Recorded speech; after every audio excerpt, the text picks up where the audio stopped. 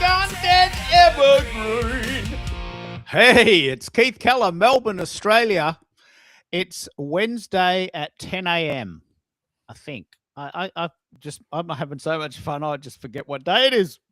So this is part 4 of our 5-part series called Repurpose 3030. And the goal as a community is to help each other create 30 pieces of content in 30 days. Now, we got a big show today. I've got a couple of new songs to play, and Christine is here already. And Christina, you're rocking it. 1,000 views on Substack. That's a good place to start. How are you using Substack, and what does it mean for you? Oh my gosh. I am so excited. I mean, I have to confess, I have a son who's on YouTube and he's blown it out of the water. I mean, thousands upon thousands of followers and all that stuff. And I'm like, okay, I got my first 1,000 views. Almost. I'm 2 away, but it's like, yes, it's gonna happen. And I'm really not chasing numbers. I mean, Mm, the numbers are there and you know, I look at the numbers that how many people have viewed my Substack articles, and I think what an honor it is that yeah. there's 1,000 people that have stopped and paused in their day to look at what I've posted. I'm like, oh my gosh, and my desire is not to. I mean, if it happens, great, but my prime desire is to build community. Yeah.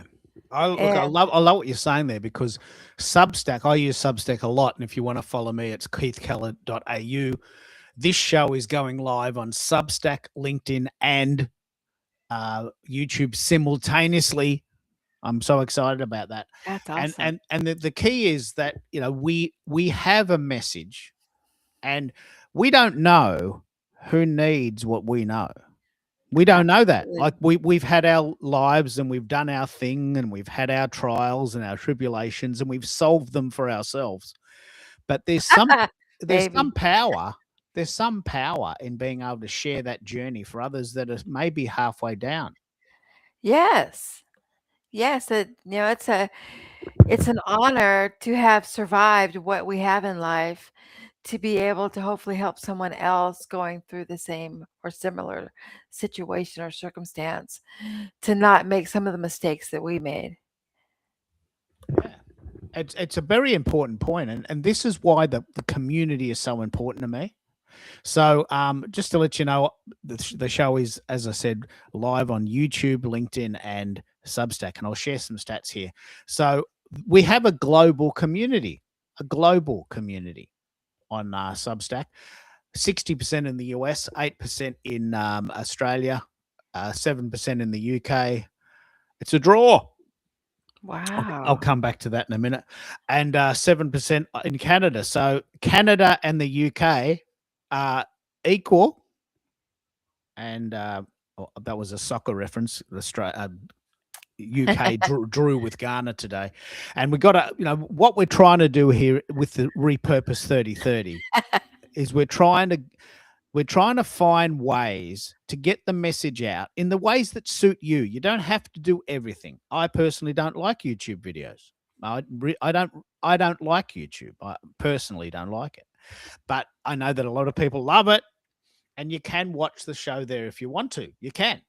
And I do that because I know a lot of people like YouTube. So you can watch the show on YouTube. You can watch the show on LinkedIn if you want. They are in there. They're called LinkedIn Live events, and you can also watch them on Substack.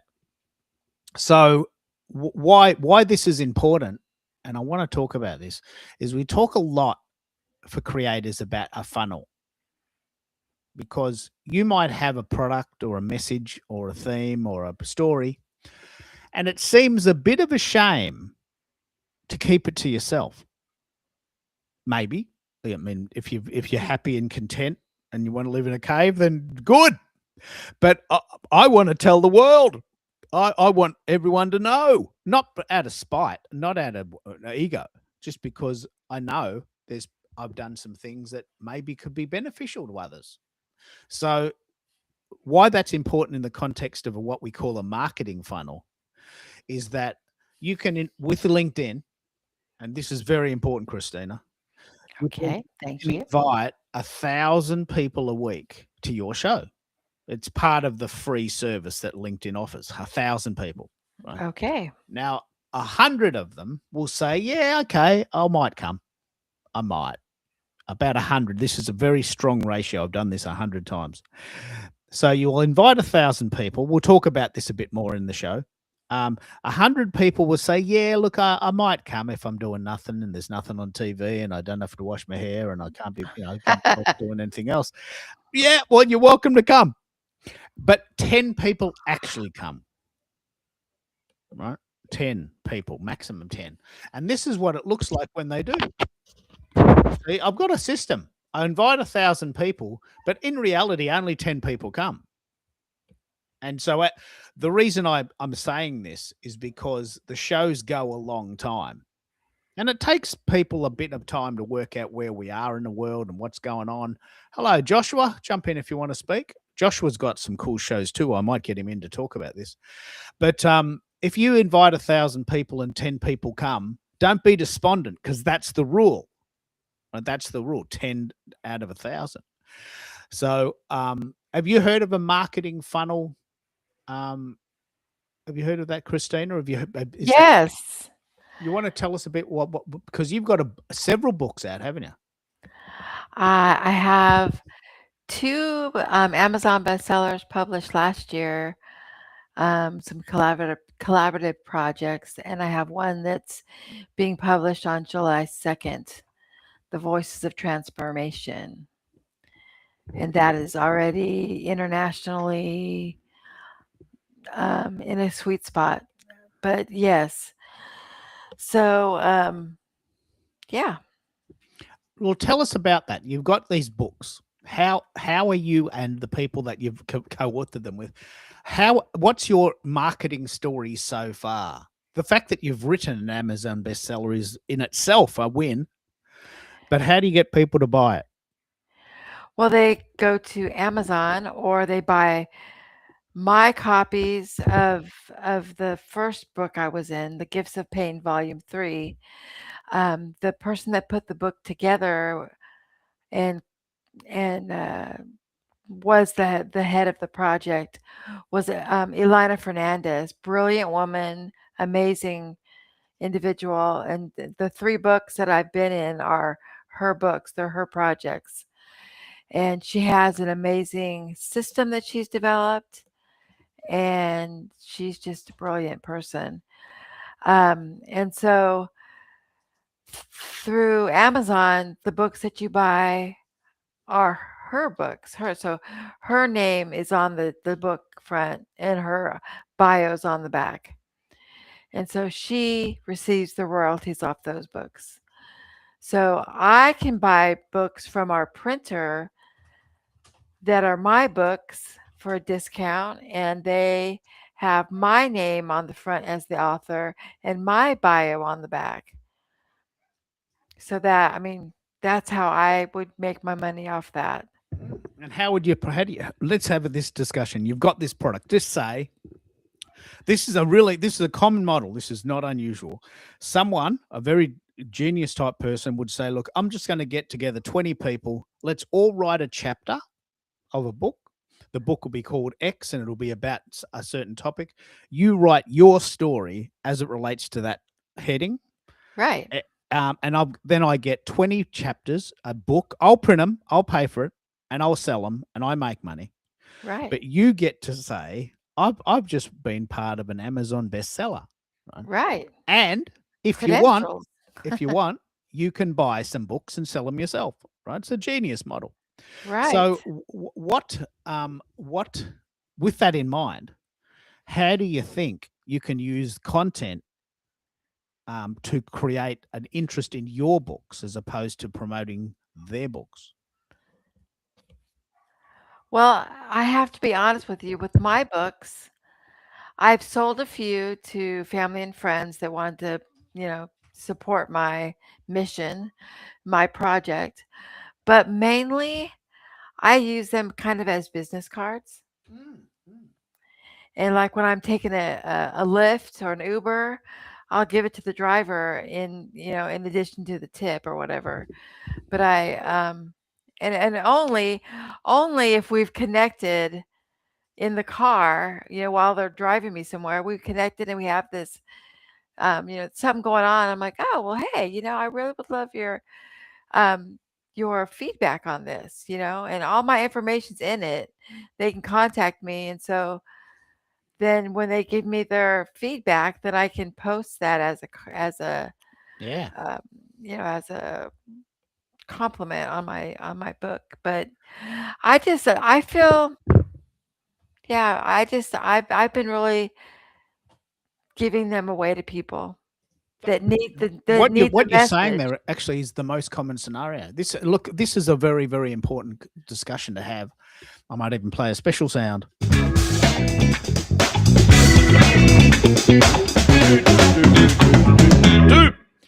We're going to talk about books. Right? Do you see what I just did there? That's called what we call a pattern interrupt. So, books as a business card are an immense strategy. Now, let's play this out. You've got 200 books for $200. Just say, I don't know, you tell me the numbers. You've got a business card for $1 each. Imagine going to a gig, say you want a TED talk, and you go, look, I'm in a book. Right. And I come along and I say, look, I want to do a TED talk and I've got a business card. I mean, who's gonna take notice of a business card? Hey, there's that funky guy, that Keith dude. He's got a business card, and all right, he's a bit of a guy, but this girl's got a book. Right? Right. Who do you think's going to get the gig? Well, this pretty girl on the right side over here. Yeah, she's got a book. Yes. And all Keith's got is a business card and a funny accent.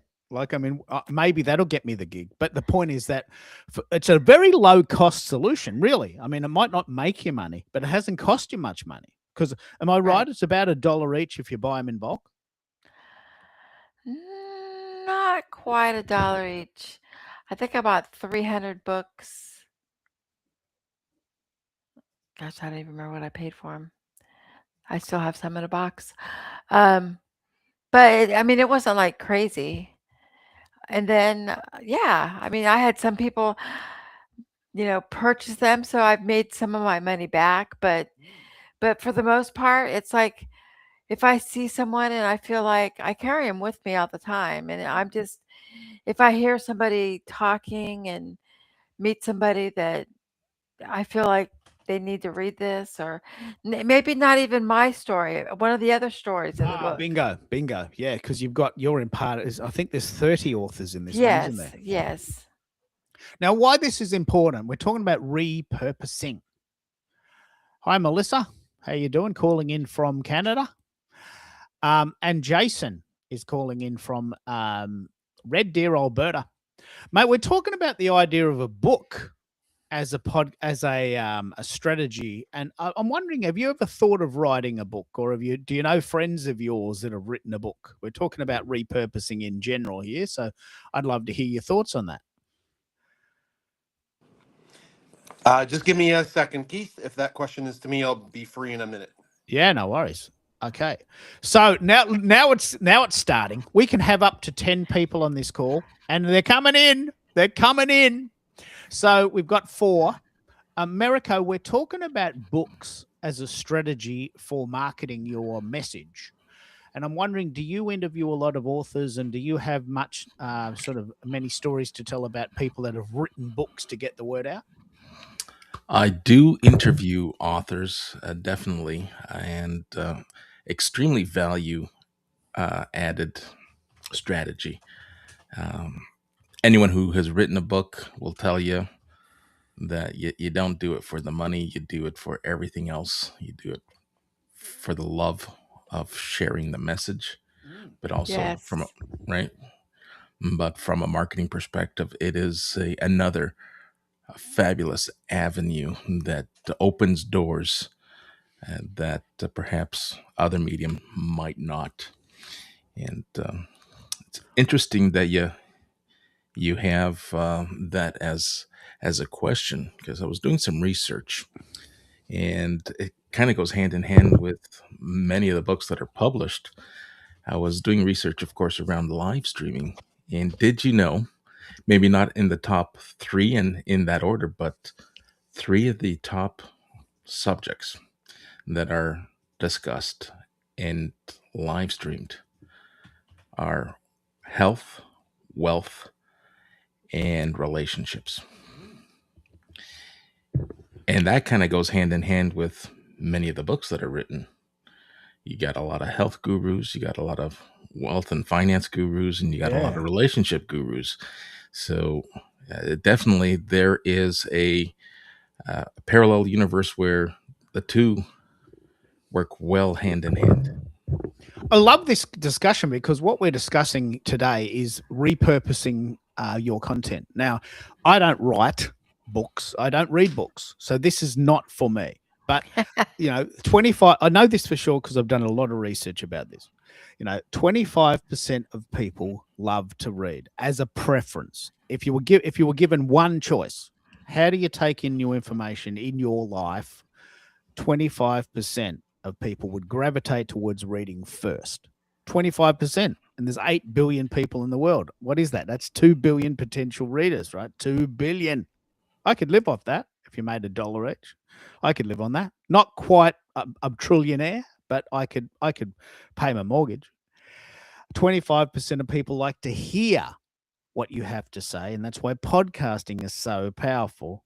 And 50% of people still prefer to see a visual representation of what you're doing, and they love videos. Now, if you can do all 3, you've got it. Not everyone can do all 3, but we can probably do a combination. Yeah. Jump in when you're ready, Jason. I'm really keen to hear your thoughts on books and the written word, especially as it relates to your cohort with his cute, cuddly dogs and cats. I'm not sure you could write a book about that, but let's see. I've got an interesting analogy about that in a minute. Yeah, hopefully everybody's doing well. Yeah. I write jokes every Friday on social media called Text from Bunsen. It's like if Bunsen, our Bernese Mountain Dog, could text, and he could text the other animals and us, what would their conversations be? And then from those, my wife and I put the best of the jokes together over a year. So we've written 4 books and self-published them, like the anthology of the best jokes, plus a bunch of other stuff that's in each book. And then I do once a week, maybe a little more than that, once every 2 weeks, a science video called Fun Facts with Bernoulli, where Bernoulli teaches, he's one of our dogs. He teaches a fun science concept or a fun fact. And we turned a bunch of those into a book. So it's kind of on point with your repurposing, because the book is just repurposing content that I've already made. Yeah, it's very clever. Like, I mean, you've got all this content swimming around. Why not turn it into a book? And to Christina's point, and this is a very important point, someone very cleverly said, look, let's get together with 30 other people. You each write a chapter. I'll pay for it. I'll print it, but the money is mine to make. And you can buy some books if you want, and you can sell them too, but you have to buy them yourself and you have to do your own marketing. But I was saying that if you, for instance, wanted a TED Talk, and this is a very, very, very, very, very good discussion. If you wanted a TED Talk and there was 2 people, there was Keith in Australia and there was Christina with a book, and this gorgeous woman comes in and says, look, I want to do a TED Talk and here's my book. Yeah, well, okay, that's the topic. I get it. And here's this, funky little guy with a funny accent. I want to do a TED Talk and here's my business card. I mean, who are you going to pick? You might pick the funky guy because he's got a funny accent, but my gut feeling is you're probably going to pick the person with the book. So there's a lot of references in the marketing world to why a book is probably your best business card choice ever. It just doesn't suit me because I'm dyslexic and I can't write. But and I don't like reading. Like, it's not my thing. But I think it could be good. How do the books go, Jason? Tell us about those books. Are they part of your marketing funnel, or are they part of your sort of strategy for doing this full time? Is it a good earner? I would say not great. Our first 3 books did well. Like, for our fan base, we sold, I don't know, 500-ish, 600 copies.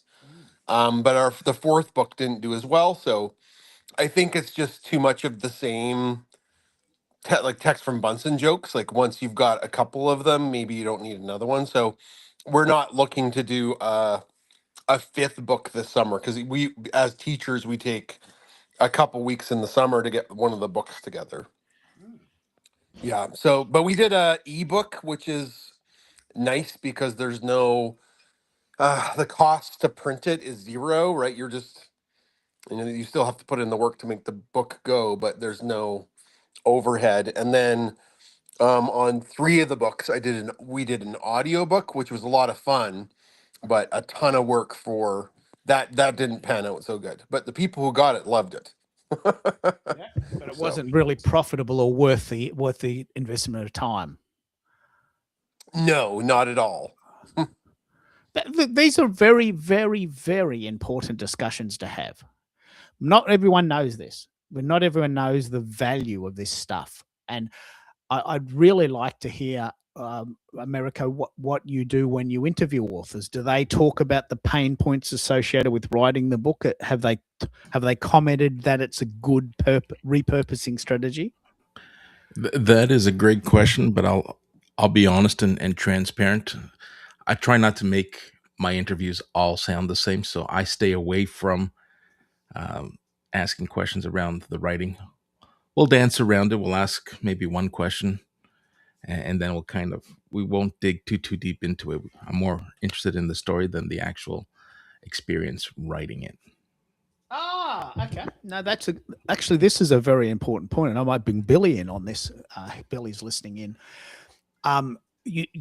If you just simply go on someone's show and talk about the book, that actually could be quite a boring interview, couldn't it?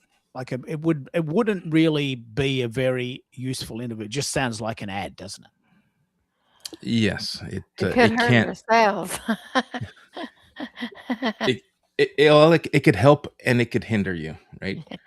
Right. If you get people disengaged, then they drop out, and it becomes difficult to repurpose and get more reach and more eyes on the recorded content and the repurposed and redistributed content. Yeah. And with that in mind, let's pick up on this, mate, because you had a really interesting conversation this week with someone who came on your show. I'm not going to put words in your mouth, but she came on your show and she said, "Look, this was good.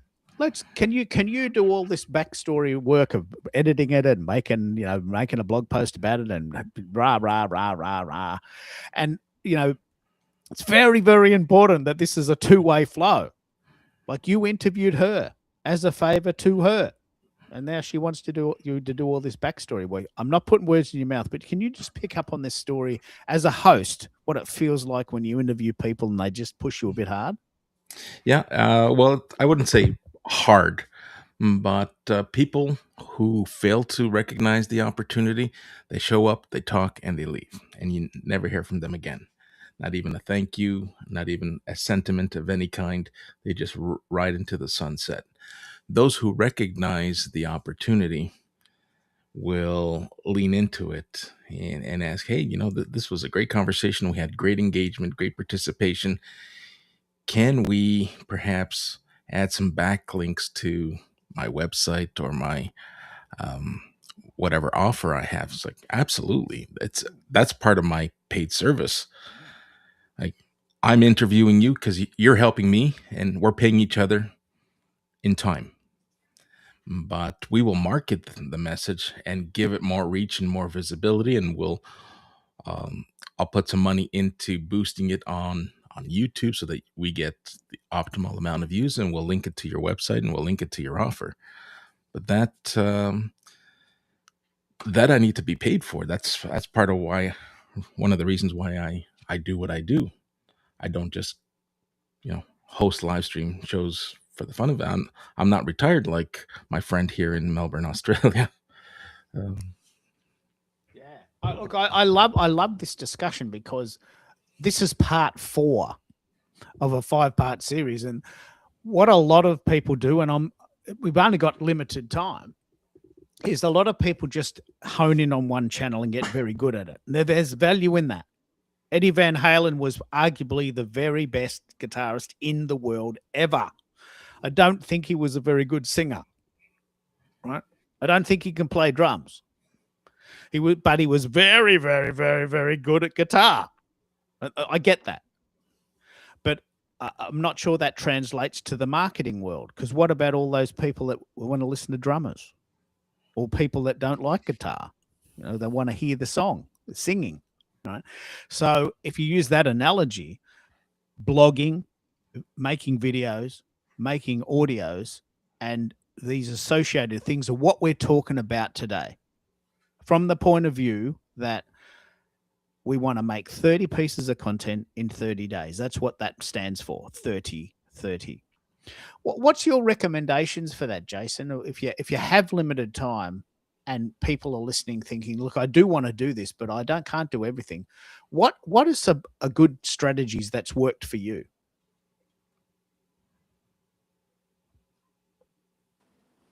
Sorry. Well, when we were smaller, I was all in on Twitter. That's where we grew our account. That's where we got our community. That's where we got sales for whatever we had in the store. But when you put all of your eggs in one basket, when things change, and things did change on Twitter, we noticed like our growth stopped and our audience dwindled. And then you don't learn a difference, like, because I'm a creator, I think I've mentioned this before. I wasn't pushing myself to learn any other skill sets. I was kind of watching the world pass us by, and I should have learned how to do short form video, like when TikTok was a thing and starting, and Instagram had reels. I kind of poo-pooed it, and I wish I did it because I had to play catch up. And now our biggest account is on Instagram. Biggest accounts are on Instagram and Facebook because of reels. Yeah. And do you do YouTube shorts as well? Yeah, I should, but that's where I'm starting to run out of time. Is I told, my brain says, as like YouTube pays creators the best, but it's just when I build a video, you have to be really intentional about how a reel is built if you want eyes on it. And a lot of that comes down to, when you're building your account, using trending audio. Oh, But- wow. Yeah. But when you take your video to TikTok, you have to refine that audio. And then when you take your video to YouTube, you have to refine that audio. And then if you can't, the theme of the video is changed. It's hard to really explain, but that has been my struggle to not. So what you're saying, I don't know if I'm making sense, but yeah. I've never heard of this, but what you're saying there is the music for each channel is specific to the channel. And Meta generally allows you to post from Instagram to Facebook without a problem. But if you take your video and you say you download it from whatever editor you're using, and you've put music in it, you can get a copyright strike if you don't use the music from that site, unless you're using copyright-free music. But that music is never trending at all, ever. Wow. And this is exactly why we're having this discussion, because in as much as repurposing is a very good idea, it's very time consuming. And we've got to find that balance. America, do you want to jump in here? You love YouTube shorts and you're having some massive fun doing that. Have you found a little bit of a cheat sheet we can give for how to get some of these short videos to trend, or to give to make sense to people? I haven't got a cheat sheet just yet, but I do have and this is purely my thought and my feeling towards the reels and the TikTok videos that use the trending music. Sure, they get a lot of views, but I see those as entertainment, especially in my niche. I need to capture something that was said verbatim from one of my interviews to raise awareness, to drive um, visibility for the audience that I'm trying to captivate. If I use trending music, yeah, I'll probably get tenfold in terms of views, but are they the right set of eyes and ears? Probably not. Oh, geez, that's good. What do you think? What do you think, Christina? You've got a message. Do you want to be bothered trying to chase the trends, or would you rather be earnest and honest and get out there and tell your story? I mean, I think I've heard this story before that you can get lots and lots of views on things if you use the right music, but who is listening, and are they the right people? What do you think? Right. Now, for me, I want to be authentic, and I'm not running, like I said, I'm not running after the numbers. I mean, they're great. They represent people that have stopped and taken a moment to recognize and read what I've written and connect with my message and my heart. But um, I just, and I spoke with you about this earlier. My son is going after the numbers. He's killing it on YouTube. But that's something totally different than what I'm doing right now. I've never been able to be as consistent as I am on Substack as in any other venue. It makes I it just very easy, doesn't it? It's purpose-built yeah, for creators, isn't it? yeah. I mean, and I'm putting out 3 articles a week, and I'm actually working right now to have content for a month. So that's more than 30-30. Yeah. Well, tell us But that rhythm. Tell us that rhythm. You're saying you've got a system where you've got your 30-30. You're doing 3 pieces of content a week. Yeah, tell us yes. how that's working. Oh my gosh, it's going great. I am setting up. I set up to because you can schedule them, and I've been doing. I used to my message to begin with, and you can look at a guest podcast I did on the Wellness Driven Live Show on YouTube. It's called Lessons from a Divorced Pastor's Wife. That was the message. And since that time, I have pulled back the reins on that perspective, and I've placed the emphasis on me and my thriving through a great divorce. And I'm not the victim, because that title made me out to be the victim. And it was like empowering to my divorced husband, who's a pastor, which I'm the one that pursued the divorce in the first place. But um, so I decided, instead of doing that, like the divorce is part of my story, but it's not my story. I'm my story. And so I started it back when I went through an accident that almost took my life. Yeah. And so I've been chronicalizing my life in different areas and different ways. I mean, it's like a patchwork quilt. It's beautiful. I mean, I can't tell you how cathartic and how therapeutic this whole process has been. Yeah. But I really I want to pick up on that, Christina, that content has many purposes, and sometimes our very authentic creators feel a little bit sick in the stomach when someone's selling things on YouTube just for selling things, and they don't even care what it is. I don't care what it is because I want to buy a Maserati. Okay, and the Maserati is the point, but they could sell anything: health supplements, anything, retreats right, in the mountains. They're not even into it. Like, I mean, that makes right, me a bit angry in a way. But I mean, if you're not into it, you can't possibly come across as authentic. But it does make a bucket of money, right? For some right, people, and some people are into money. But what you're talking about is you're into being authentic and sharing your story for those that need to hear it. That's a right. totally different premise, isn't it? It's a totally different reason to make that content. Yes, for me, it's not about the money, it's about the message. It's not about the money, it's about the message. I can feel another song coming on. It's not about the money, it's the message. It's not about the money, it's the message. There's a song. I can get behind that.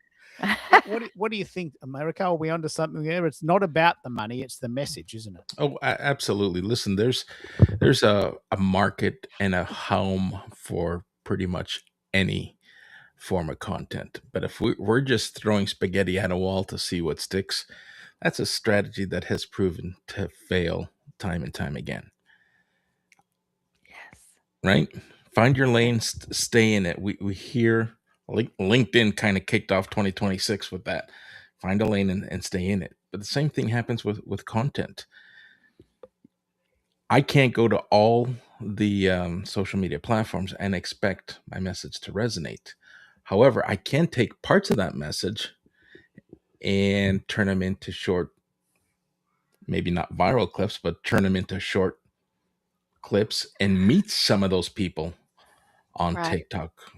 So it's about knowing how to get the square peg into that round hole, because they're very unique, they're very dynamic, and you can't just copy and paste because it's not going to resonate. Yeah, I love this discussion. And Jason has a very authentic brand. He has these very, very cute dogs which he loves, and he just happens to take photos of them. I mean, that's very authentic. He's not making it up. He's not selling dogs. He's not doing it for the money. He loves doing it, don't you, Jason? It's like a passion project, isn't it? Yeah, it's pretty rewarding. I mean, they're awesome pets, and taking videos and pictures of them and getting them to dress up in science clothes and stuff like that with funny hats. It makes people smile. So It's a bit of a win-win because you love doing it. The pets are cute. People love it when you do it. So it's a win-win. Can I ask Please, ask Jason a question? Yeah. And we're gonna kind of veer off the lane here and then bring us back in. AI. There's this product I heard, Petty Chat. Petty Chat is this new AI dog collar that has a built-in microphone, motion sensors, and this AI LLM built into the collar is collecting dogs or pets' behaviors, pet sounds, and it's translating them into different languages. So you can now communicate. I don't know. Oh, yummy. Oh, I love that. Get out, get out, get out. Bark, bark, bark. Oh, what? That's an interesting smell. What have you been eating? So AI is finding its way into everything. You know, this is actually very poignant. It's extremely poignant because Jason did a whole podcast where he got these fabricated, anticipated dog voices. Tell us about that project, because that created a sort of a double-edged sword, didn't it? People loved it until they worked out how hard it was to do, and you had to use AI for it. What?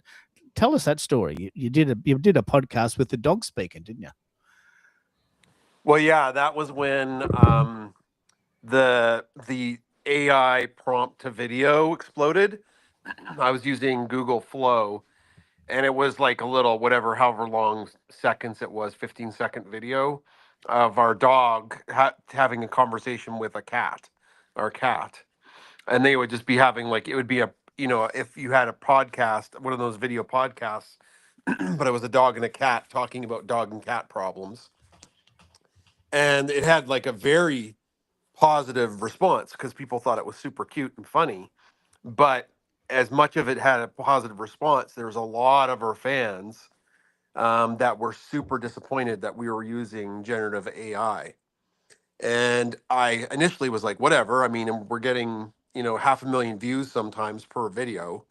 But then I kind of I did the research on all that generative AI stuff, and I came to the conclusion not to use it anymore because of the ethical nature of it. I don't agree with how it's trained. I don't agree with how it takes from artists, the energy use that it uses. So we don't use it anymore. And I think it's kind of fallen out of popularity too. So the websites that used it, or the channels that used it, it was novel, it was cute. They did really fun stuff with it. But the tide had turned against them, and now a lot of them are labeled like AI slop for what they're doing. And look, this is a very good point, because I came across a site that allowed me to take transcripts of my very long shows and turn them into 20-minute, maybe 10-minute highlight reels in audio, with a guy talking to a girl like they're in the car in the breakfast show. And I thought it was the coolest thing I'd ever heard, ever. Right? No one listened to it. I mean, they just hate it. They hate it. And I'm thinking, this is good. Like, I spoke for 4 hours. Here's someone summarizing that in 10 minutes. Why is that bad? But it just didn't take off. Coincidentally, you can do it as a transcript and get it on a blog, and 1,000 people will read it. I mean, do you want to pick up on this, Americo? This is very, very cool. Very good segue. LinkedIn has just invented a new site. They haven't invented it. They've copied it from everyone else. But they've got this new feature. And we tested it yesterday. What's your synopsis? What do you think? So I just posted an article on LinkedIn with my synopsis. So LinkedIn has rolled out this video editor feature that allows hosts and creators and admins who support LinkedIn Live events to be able to edit and create up to 20 clips per LinkedIn Live. So I went in yesterday and I set up an event. Now here's the caveat. This is only available for LinkedIn Lives hosted on your LinkedIn business page. Which, if I were to fathom a guess that at some point, if this takes off and it works, that it probably will find its way behind a paywall, and you have to get the business premium account for $99 to be able to make use of all their editing tools. Now, the tool itself is very basic. It does not have or provide transcript. So you can't really highlight what you want to clip. You have to kind of listen to it as you go along. And when you find something you like, or while you're talking live, just jot down the timestamp in which you're going to want to clip. So it becomes very clunky, very cumbersome. I also discovered after creating clips, you can name your clip, but when you save it, it does not save it as what the name is that you've given it. It gives it one of those hieroglyphic, as an example, it gives it one of those weird like URL. Okay. Look, this is extremely important. Imagine if you've got this site that's actually not very good and they want to charge you for it. Like, that's a double kick in the head, isn't it? Well, if they charge for it out of the gate, yeah, it is not only a kick to the head, it's a kick to the head that you probably lose a couple of teeth on. But we know what LinkedIn is notorious for. They'll try something, and if it doesn't work, they won't tell anyone that it doesn't work, and they'll just abandon supporting it. It just goes away. Hey, what happened? What happened to LinkedIn Live events? Where are they going? What happened? So now, let's pick up on this. We've got another cool member who loves LinkedIn, has a cool show there. Omar, tell us what you're thinking about repurposing. What do you do to get the word out in multiple formats? And you jump in and contribute to the conversation. It's a bit of fun today.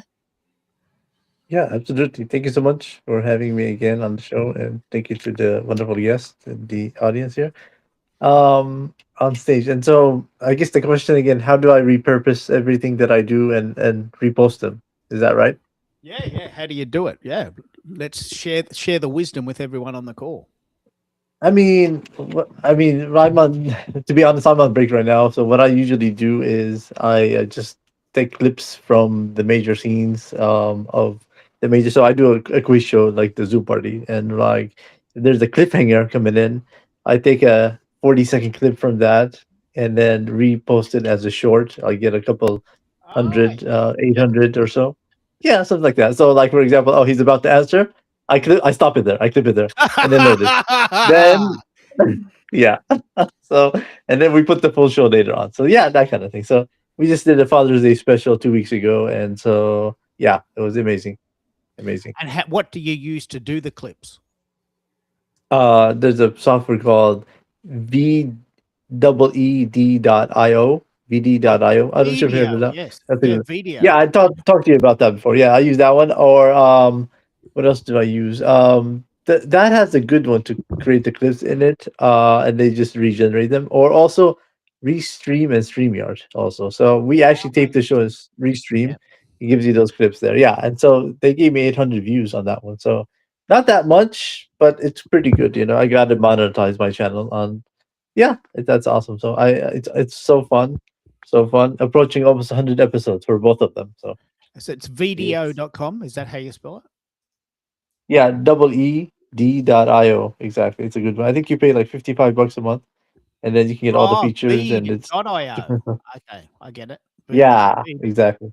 You can do all those Okay. features there. So, but it's pretty cool. Yeah, I use that. So, I mean, if there's anything else that comes up, I will definitely see what I can do. But right now, I'm on a break to pull up some new things for the new season. And yeah, so just brainstorming what I can change, basically. Yeah. Why this is important is that what you just said there sounds so simple to you. Yeah. And you just said it like you were making toast. But people on the call are going, "What was that site called, Keith? What was it? How do you do it? What do you do? Come on, go back to that. Can you back up?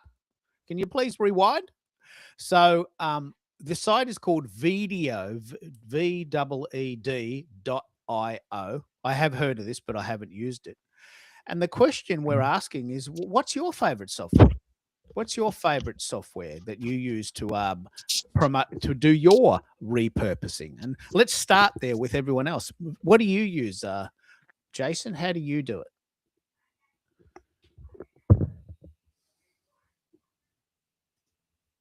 While we're waiting for Jason, who's currently cuddling one of the dogs or possibly the cat. What do you think, America? What are you doing? How do you repurpose things? So I will do a variation. So my written content will be repurposed, and I take the transcription and have AI summarize it for me. Hey, write this in the summarize this in the first person. Let's highlight our guests. Let's pull out the Q&As and let's piece together an article. I'll also ask my AI to just to compare with the clips that are generated on the different platforms.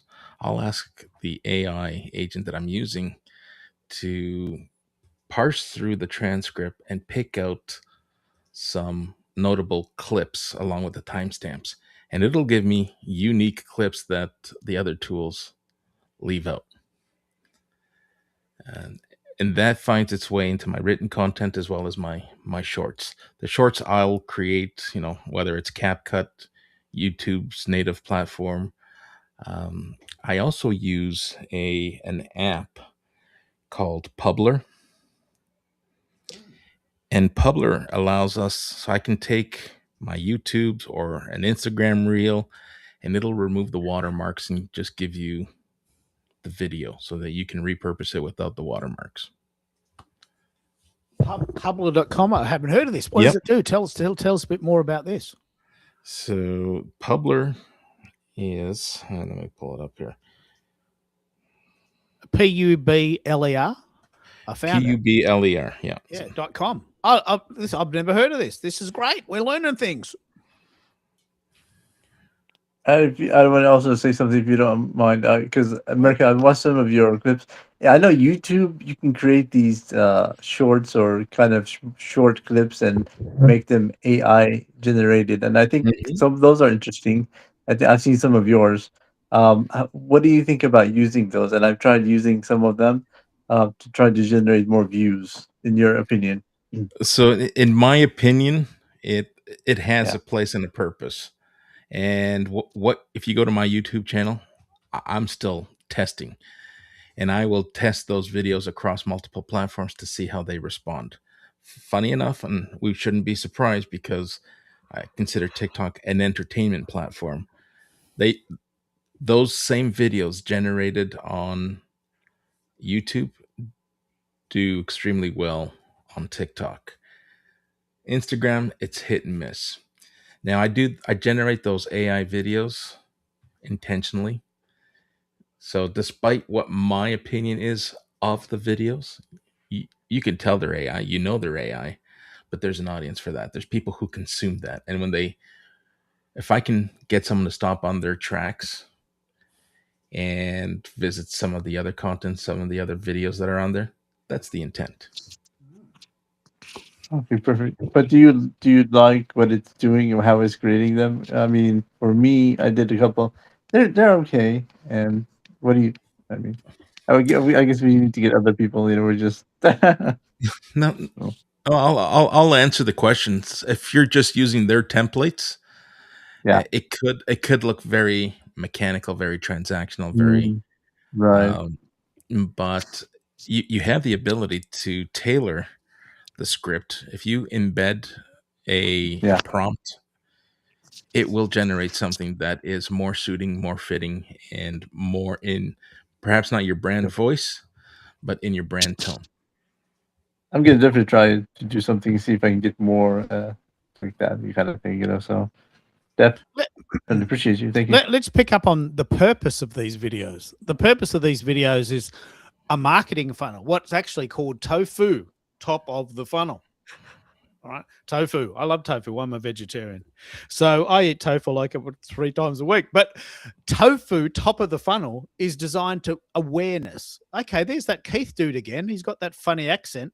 He doesn't have a book, but he looks cute. Let's get him in for the next TED Talk. And then they go, we're interested in this Aussie guy. Let's get him in. And then maybe that'll lead to something. So is this a good analogy, Americo, for what you use these shorter videos? They're basically creating awareness for your brand, aren't they? That's all they're doing. If I were to compare them to, let's say, a bricks and mortar shop, these are your showstoppers, right? This is the low hanging fruit that's going to either catch someone's eye and make them stop and want to spend either more time in the shop or spend money in the shop. That's all we're doing. We're not trying to exude thought leadership in 10 seconds. That's just not possible. We're just trying to get attention and raise awareness in a short period of time. And we know, because there's data to back it up, that there is an audience for that. The same person who does their research and does their homework and digs deep into a product, a service, to really understand it and compare it to its competitors, they don't want to hear any of those 10-second clips. They want to be able to punch in a keyword or punch in, hey, I'm looking for someone who is a live stream producer, content or event marketer, right? That is more specific, and you're going to want to show up in those searches in longer form content. Hey, Americo is known for producing live content, events, and so forth. So, two different groups, two different demographics, very likely, and two different avenues to which you want to draw and raise awareness. So, there's different ways to break it down. You just have to know that what's going to work for one isn't going to work for the other, but have to be present. And not only be present, but produce and come up with content that is consumed in ways that to those who are there prefer to consume it. It's very important. I was just thinking of when I look for a restaurant, say, very good example. When I look for a restaurant, I'm looking for an Indian restaurant near my house. Right? So I'm looking for an Indian restaurant 10 k's, say, from where I live. That's the premise. So I come up with 3 or 4, maybe. But I want to look at the menu, like a 10-second video about an Indian restaurant that I can walk to near my house isn't going to do me any good if they don't have any vegetarian food. Right. So I look at the 4 restaurants near my house, but I look at the menu, and the menu is the deeper dive. So they serve a purpose.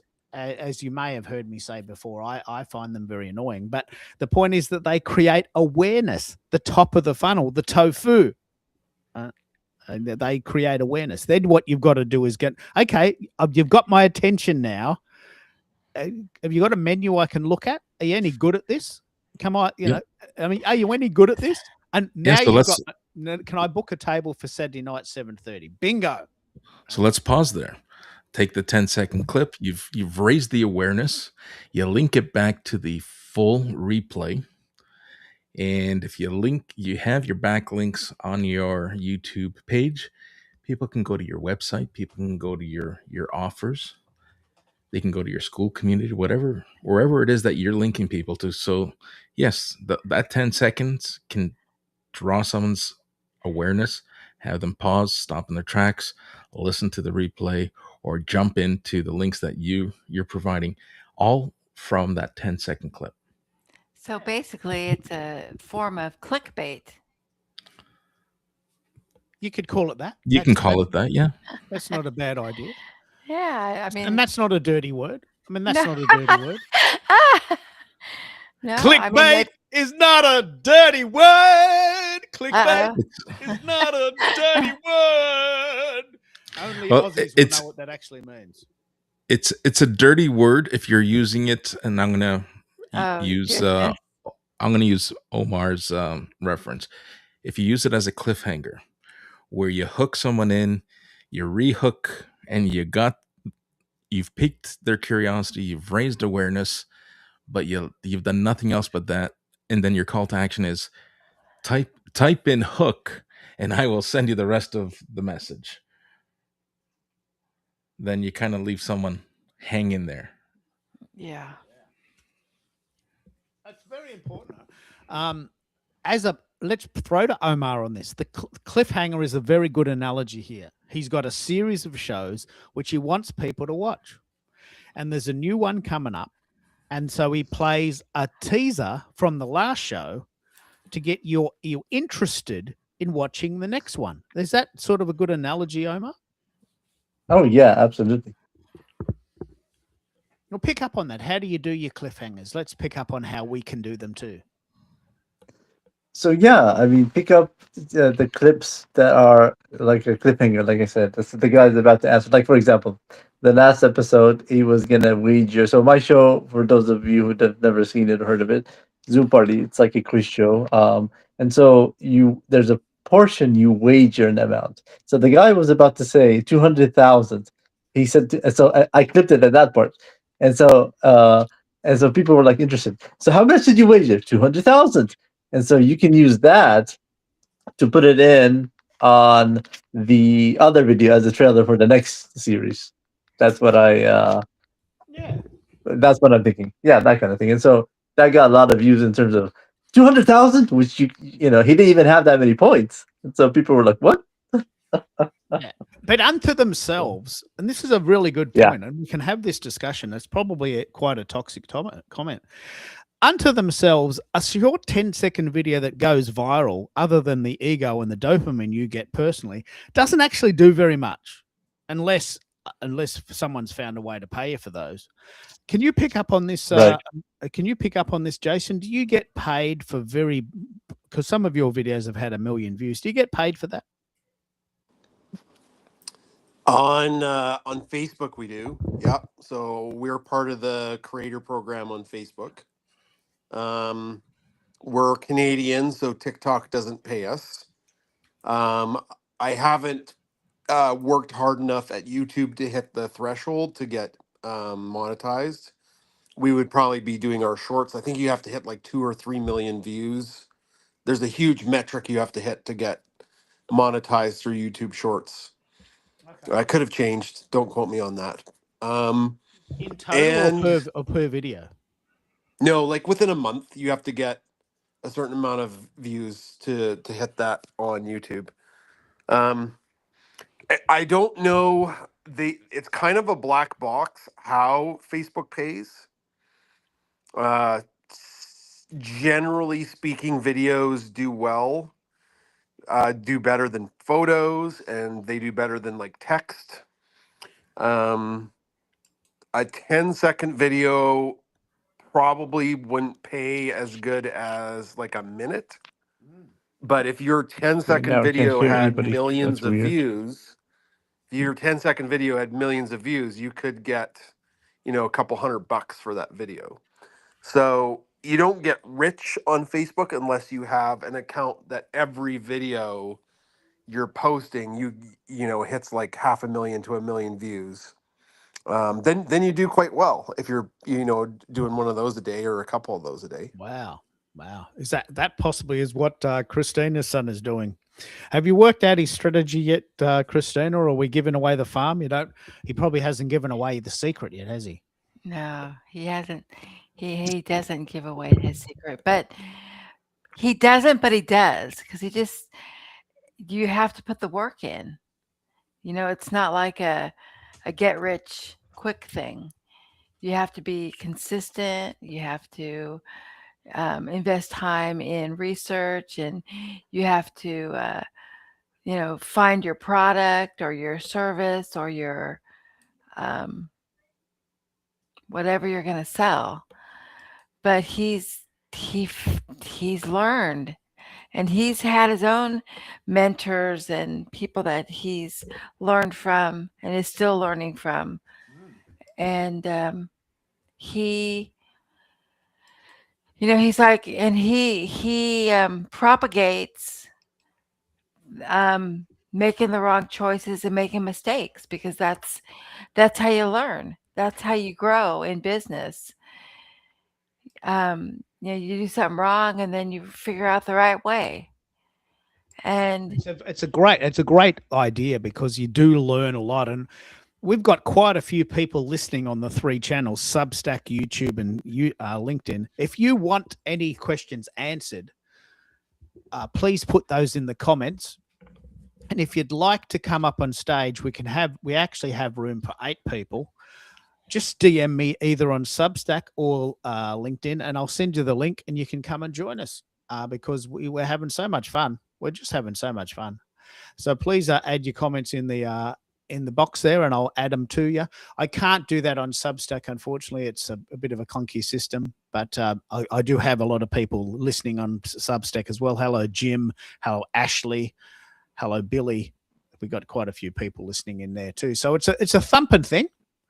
And I was gonna say, thank you so much for allowing me to come. I'm gonna have to drop off, but appreciate you again. When you do this, you do a great job with these programs. Nice to see you again, Americo, and the new other people here too. no All right, worries. guys. Thank you so for much. being here. Talk to you later. Now, what I might do now, I really want to pick up on this idea here, Americo. We did a bit of a fun gig yesterday, mostly about what's happening tomorrow. Can you tell us how you translate your content into school, and how we're doing a gig tomorrow on school? So I'd love to hear your thoughts on what's that means and what it's going to be about, and how people can join in. So first off, thank you, because yesterday I understand you ran the risk of the power company shutting things down because they were doing some work in the area, and we're repurposing your time slot, and we moved it to Wednesday, and we're going to host an exclusive event on Your Stage Live, a school community that I host. And our community members are people who different walks of life and are at different stages of their journey when it comes to live streaming. Some are completely new and are here to learn more about the effects of live content. Some are here to learn how to monetize their events. So a whole variety. But tomorrow we're going to start the conversation around social audio sound check. And you are the one person who I hold in high regard when it comes to understanding audio.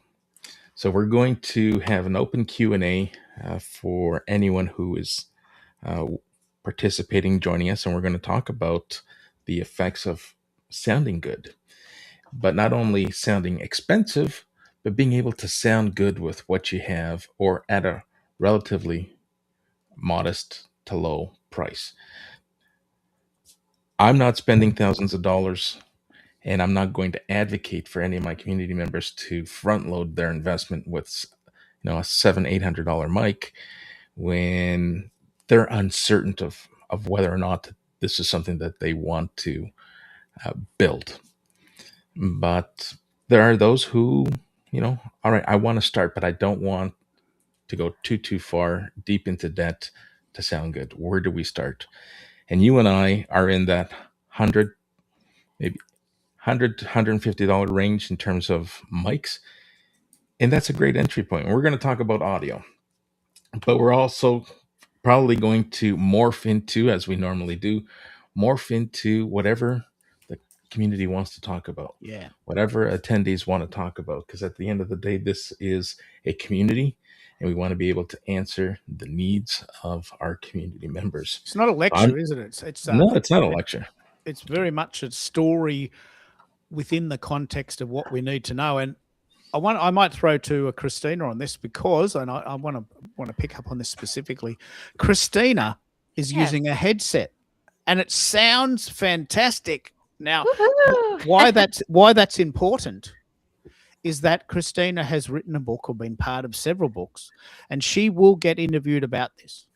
Now, we know several of our friends who are podcasters that say, look, I get a lot of these, Keith. I get a lot of them. And I tell you, if they don't sound good, that's like just an instant turn off. I can only do like 5 a day, and I just get so many now that I have to turn people away. And the reason they turn them away is because they sound terrible. That's the reason. So Christine has got a really funky headset. I have a picture of a similar one, not the same, but pick up on that. You did this for a remote job, but have you noticed that it sounds better? Or have you had some comments about that? Oh, I did not have any comments from any of my clients or my families that were registering their children for charter school online. That's why I bought the headset, because I was work at home during COVID, and I was able to introduce families to the Arizona Virtual Academy. It was a really amazing time. It's actually the job that helped me get out of my house. So it was a huge piece of my story. But I know I was looking for the connecting cords for my mic. And then tonight I saw this in the box. I'm like, I could just use that. That has a mic on it. So that's what I chose to do. And it's great. Now, we'll talk a lot about this tomorrow in school, but the point that we're making here is that there's two things going on here. And please let me know what you think of Christina's sound. When Christina took the headset off, and we were just talking normally, a plane went overhead and the kettle was boiling and someone's fixing the pool and there's someone mowing the lawn 3 doors down. But when she's got the headset, and especially the mic near the mouth, what we call the proximity effect, her voice is louder and the background is softer. Now, do you value this idea, America, or have you become very patient with people who don't have this tech, or how do you play this now? Because you can hear it, but I'm wondering if you tell them. I hear it. I will tell them, and I still exercise some form of leniency, just understanding who I'm talking with. So if I'm talking to someone who is a community member, great. It's important that I understand where they are, and it's incumbent upon me to be able to encourage them. Hey, here's what you may want to invest in. Here's what you may want to consider down the road. And here's an example. And hey, last week I had someone send me an MP3 file. They were just over the moon. They thought it sounded great, and they were asking me to stitch it into a video that I was editing. And there was no way that I was going to use that MP3 and stitch it into my video and associate my name with it. And that's just the reality. And, delivering that kind of feedback is also important, because you don't want to give someone this misconception that they sound good because you're afraid to hurt their feelings. Yeah, It's okay to. all right, let's pick up on this. I remember this story. It was an amazingly bad file. It was like 2 out of 10. It was awful, like really, really, really awful. And I wouldn't have been polite about it. It was awful. Someone had just picked up their phone and said, "Hey, I'm doing a rap and it sounds pretty good, and I'm doing it now, and I'm sending it to you." And okay, well, that's exactly what it sounded like. You were doing a rap on your phone in the toilet. It was horrible, like really horrible. But you had the foresight to say, well, let's go easy. Let's tone it down. And you try to soften it off. I'm pretty sure he would have been pissed off, but it's the truth, isn't it? It did Yeah, sound terrible. I used Adobe Podcast to clean it up, and even the clean version was still rough around the edges. So the workaround was, hey, I love the time, effort, and energy you put into this. I'm going to use your lyrics, and your lyrics will be inspired with some Suno creation. And let's see what Suno comes up with. It's clean, it's crisp, and we'll use Suno to help come up with a cleaner version of your lyrics. And they were grateful. They were over the moon. And I've been meaning to ask you what happened there. Were they okay about it? They were okay about it. They very receptive to the feedback, and humbled by the fact that I took the extra time to at least use their lyrics and still be able to edit and stitch it into the video that I was editing. That's awesome. It is very cool. I have to chime in. The song at the beginning of our show today, loved the rendition, loved it. Yeah, well, I use a site called Suno. And I'll pick up on this because 2 things. One is you want to go, but second of all, we've probably overplayed or maybe oversimplified the role that this person had in creating your book. I want to give you a bit more time to really backtrack on that and tell us a bit more about it, because she had a very good idea. I probably threw it away a bit, but do you want to pick up on that and just really hone in on what she's done for you and the community? Yes, and she still does. I mean, she's still putting collaborative books and projects out and together, and I met Elina through Thought Leader, which is a program that grooms you to prepare and get and land a TEDx talk. And so I was in this program, and then she got away from this program and started doing her own thing, but she was still connected with them. And so she was going to do this thing in Fort Worth, Texas. She invited me to it. I flew out to Fort Worth for it. Got myself a tattoo. and you're gonna love it. It's a coffee plant. It's awesome. I'll have to show it sometime. But so I went there, and she actually, we met and we hung out in my room, and we did some things, and she talked through different things with me. That's where I got my headshots that you see here. I had them done there at this event, and that was the start of our relationship, our friendship. And then she invited me to be part of the Gifts of Pain Volume 3.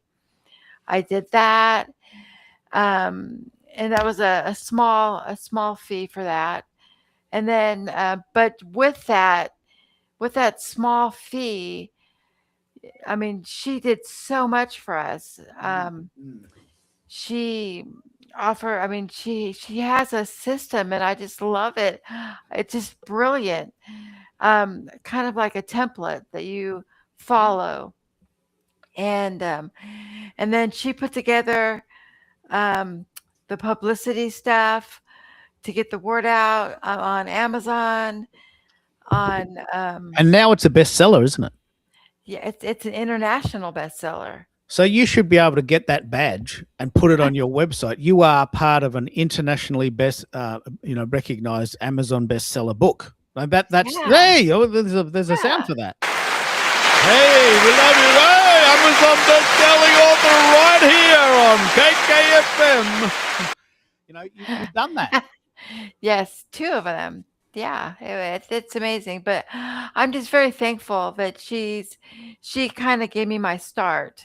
She kind of pushed me forward because I've had the book that I still haven't published. It's my solo book project that I still haven't actually published yet. But she pushed me forward, because I was kind of like in the kiddie pool, down at the kiddie end of the pool, just splashing around, and she just pushed me off the deep end, and I had to sink or swim. So I'm swimming, I'm thriving. And so I think this is really important. Like, I mean, there's a couple of things to go on here. I'm going to play a song in a minute talking about really wraps up a lot of what we've talked about, because I know you've got to go soon. So I'm going to prep this. That live streaming. This is the brand new song. USA. Oh, sorry. This is brand new. This song. USA 2-0, Canada 6-0, Australia second. Okay, we've got a chance. But the point is that live streaming is right at the other end of the spectrum. You've got to do everything yourself, but it's a thrill. It's big, but not everyone's up for that. Not everyone can do it. So when you have supporting networks that say, well, look, okay, you don't have to do this yourself. Why don't you write a book with 3 other people, 30 other people, and we'll help you. And once you're ready, you can write your own book. And then when you're ready, you can do your own show, but you can take your time. I think this is an extremely good analogy, Americo, because not everyone's ready for game day yet, are they? No, not everyone is ready for game day. And just like with professional sports, not everyone will make it to the big leagues. Yeah. Right. So with that in mind, because I know you've got to go, Christine, any last thoughts before I play the brand new song? It's only less than 24 hours old. This is a world premiere on KKFM, the brand new song.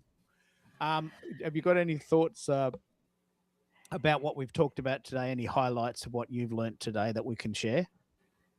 I am just so grateful to be on this program with you and Americo and whoever else jumps on here with us.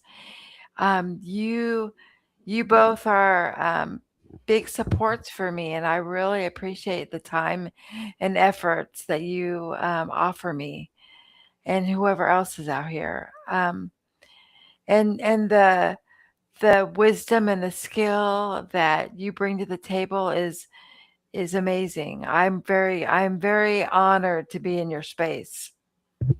Oh, I'm very excited that you're part of it. And without guests, I've got nothing. I can speak for about an hour. I know this, but it's not very exciting. So you go up into the sunset. It's actually, the sun has probably set there already, but It has. Go and look at the moon and contemplate the universe. And what we'll do is we'll play this song, which is brand new. And the basic idea is game day in sport is very similar to live streaming. It's a thrill, it's a buzz, it's a rush. And you'll only know that when you do it yourself, right? And please, please, please come on my show anytime and you can be part of that rush with me. So I've written a brand new song, created a brand new song about this, and I'm very excited. And I'll pick up on this, and then we'll come afterwards and pick up on this idea. Canada 6-0. It's a big story.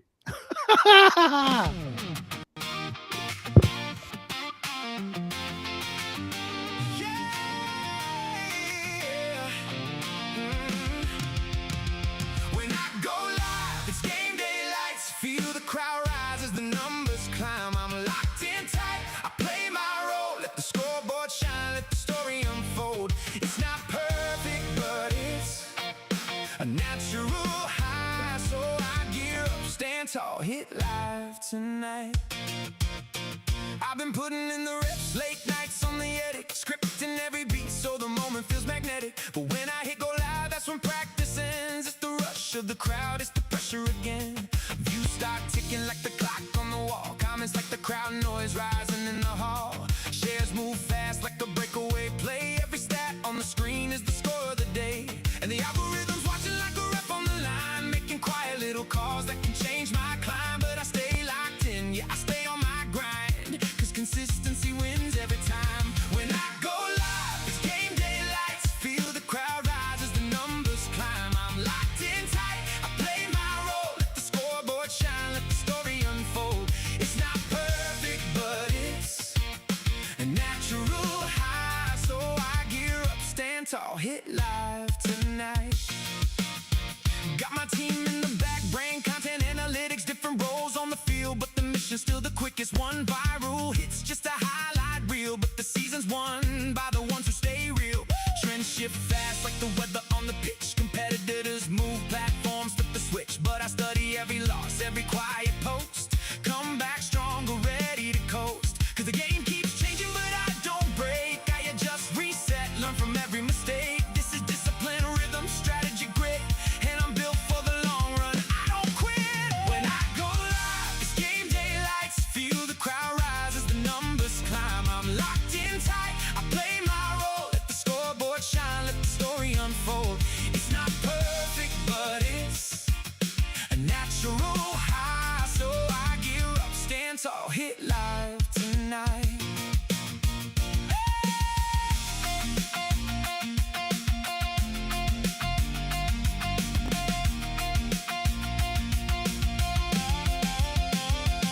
This isn't luck, this is craft in motion. Every post to play, every stream devotion. I'm not chasing hype, I'm building a season. Every rep, every round, every moment has a reason.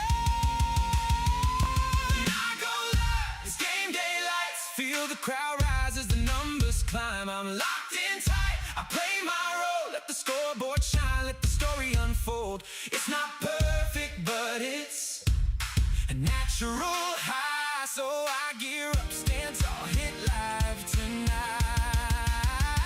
When I go live, it's game day lights. Feel the crowd rise as the numbers climb. I'm locked in tight, I play my role. Let the scoreboard shine, let the story unfold.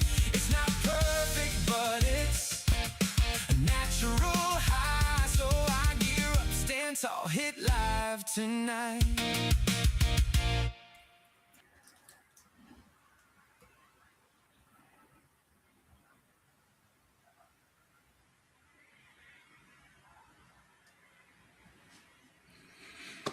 All right, we're back and we have dead air. So we got to fill up that dead air until Oops. our host comes back.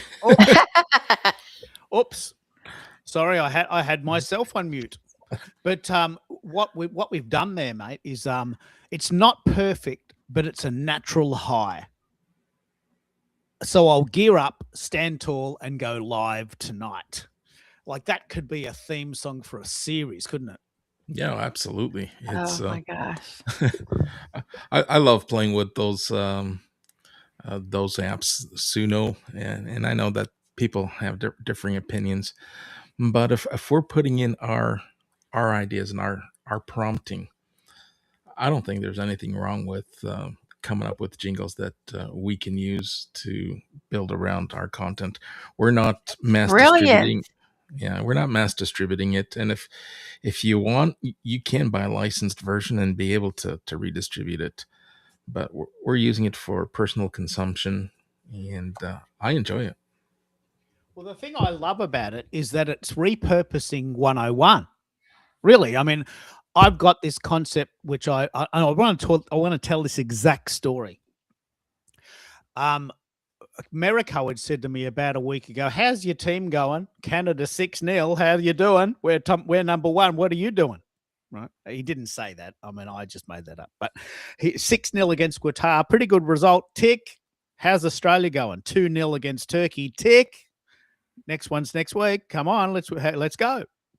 And I said, you know, marketing and business is a lot like sport. You know, you release a product, you want people to buy it. You do a show, you want people to watch it. Write a blog, you want people to read it, right? It's the same. You kick a goal, you want to win. You don't play soccer just to for the game. I mean, maybe you do if but I wouldn't. I mean, I was on the field, I would want to win. I want to win. It's part of the thrill. Like you're playing to win within the context of being a nice person. So I thought I'm going to write a blog post about that. And the blog post was called The Psychology of Game Day. And the psychology of game day and the mindset behind live streaming. Live streaming feels like a game. It feels like sport. So we chatted, this is very important. We chatted about this last week on the show, and that last week's YouTube video has had 45 views. Okay, that's 45 people that got that message, and thank you for listening. But then I wrote a blog post, had 1,000 views. Same content, same idea, different format. Now I've got a song. So I have a YouTube video, blog post, song. Repurposing 3030. I'll have to do that 10 more times. So it's what we talk about, isn't it? It can be whatever you want. It can be Instagram, it can be TikTok, it can be YouTube, it can be a blog, it can be a book, it can be a podcast, it can be a song. Just run with the wind, like I love writing songs. I love writing blogs. I don't like watching videos, so I'm not going to do them. What do you think, Christina? I know you got to go soon, but is this got you juiced up to do more in this creative space? Absolutely. I mean, I'm an extrovert times 1,000. Everyone is my friend. They just don't know it yet. So I would thrive in this space. Oh my gosh. I'm just like, I know. I mean, what I'm doing on Substack is really important, not only for my readers, but it's important for me because this is a really therapeutic season on Substack. And it's like I am blown out of the waters at how people are reaching out to me about how it's impacting their life and their perspective, about things that they've went through, traumatic things that they're like, I think now after reading some of your stuff that I think that maybe God's allowed it so that I could be there for somebody else. It's like, oh my gosh. So, I mean, it's huge, but I'm I don't want to put, I just really feel like I can't wait till I do this. Because I mean, there's 6 billion people in the world. I want to give you a really, really good analogy about this. So in a long time ago, 2008, I started this podcasting journey, and I was a career counselor. And I went to uni. I got a postgrad degree in career studies, and I worked at a university. Right? Okay. And I was all right. Like I was all right at it. It wasn't my favorite thing, but I did it. And someone said, "Look, Keith, instead of doing that, do you want to run a radio show on the internet?" Wow, what a radio show giving career advice. Oh, what a cool idea. Oh, yeah, please. So what I did every Monday at 10 a.m., we had this show called Career Success Radio. And the basic premise was, if you're listening to this and you probably don't want to go to work because it's 10 o'clock on a Monday, you should be at work, right? And you're probably taking what we call a sickie, and we'll help you. And people would ring in and they'd say, mate, no one in my family, no one in my circle talks like, no one in my town talks like this. You're giving me permission to try. You're giving me permission to explore. And you're giving me some tools, right? That's awesome. Do this stuff in my house. No one's helping me. So people like Cyrus, who does it here, people would call in from Birmingham at 3 a.m. and they said, mate, I set my alarm every Sunday night, actually Monday morning, 3:25 a.m. I get up, make a cup of tea, and your show starts at 3:30. And I'm there every week, 3:30 a.m. in Birmingham because I need to change jobs and you're inspiring me.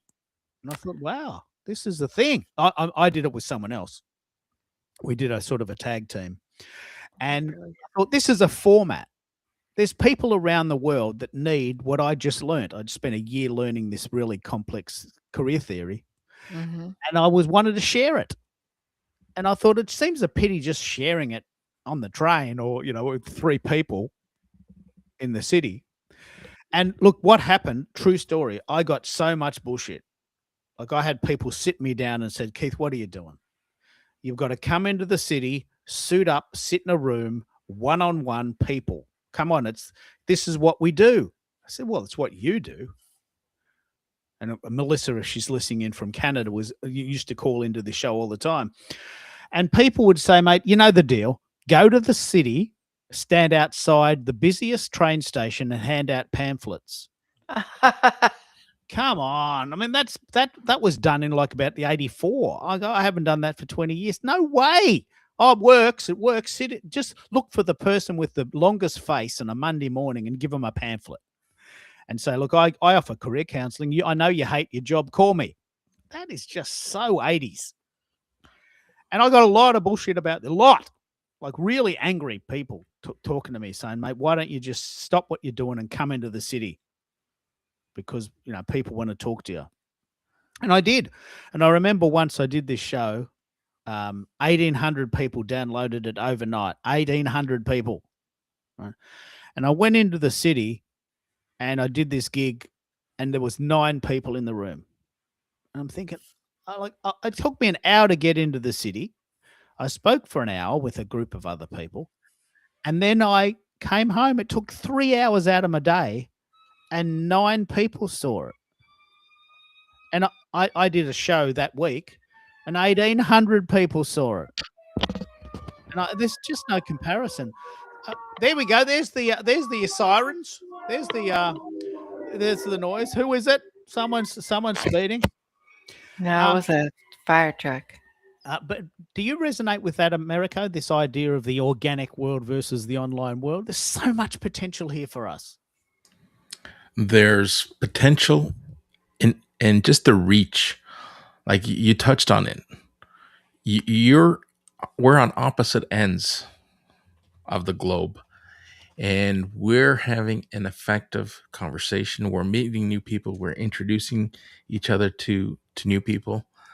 You've introduced me to people in my own backyard that I would never have had the opportunity to stumble upon. And for some miraculous reason, even if we were to cross paths, the likelihood of us stopping, introducing ourselves, and having a conversation are slim to none. You just pass them in the street. You wouldn't even know what question to ask. Hey, you're in Toronto. I'm in Toronto. Do you like live streaming? Hey, you're in Melbourne. I'm in Melbourne. Are you a vegetarian? No, what are you just passing people in the street, bumping into them, asking random questions, right? But on That's live, Christina. Yeah? Christina would do that. I would do that. Yeah, okay. But, and look, you might. And I want to give you a really cool example of this because we've had a real life example and an online version. This is a great story. I went to this networking event which I used to go to, and people would come and promote their businesses, dog walkers, car salesmen, real estate agents, all sorts of people. And someone sat down to me and said, look, I heard you're a bit of a dude on Twitter and it's a new thing. And I've heard you know all about it. I said, you know what I do? Can you help me? Yeah, I can help you if you want. What do you do? Oh, I've just opened a brothel. Oh, no. Well, look, I'm not sure my wife would be very happy about me promoting a brothel, and I'm not sure I want to do it, but what do I do? I'm sort of stuck in the corner there. I'm thinking, look, it could work. I'm not sure I really play this ethical game, but good on you if you want to do it. I had to be very careful. Like I was in the public arena, and I thought I got out of it, and I didn't really help but I wasn't offensive. And I thought, oh, that's a story I'm never going to be able to tell again. But then this is a really funny story, Christina. America has quite a thriving community, and occasionally he puts the link into his school members, and people come that I don't know. So we're on this roll, and we're having a bit of a chat, and this person comes in, and I said, "Hey, how you doing? What are you thinking?" I said, "Oh, I'm part of America's school community, and I know quite a bit about marketing." I said, "Oh, what do you do?" "Oh, I'm a sex therapist." Bloody hell! I thought I'd left that in the past. Wasn't that a funny story, America? Like, what a hilarious story. Can you Yes. tell it from your point of view? Was that did I explain that well? You did. I did catch you off guard. I own some of that. That blame is mine because I just gave the studio link, and I dropped that in the community opposed to dropping the event link and then inviting people to DM us. So people were coming in as they were directed. Hey, here's a link if you want to join the show. So there was no screening, there was no vetting, there was just people showing up. And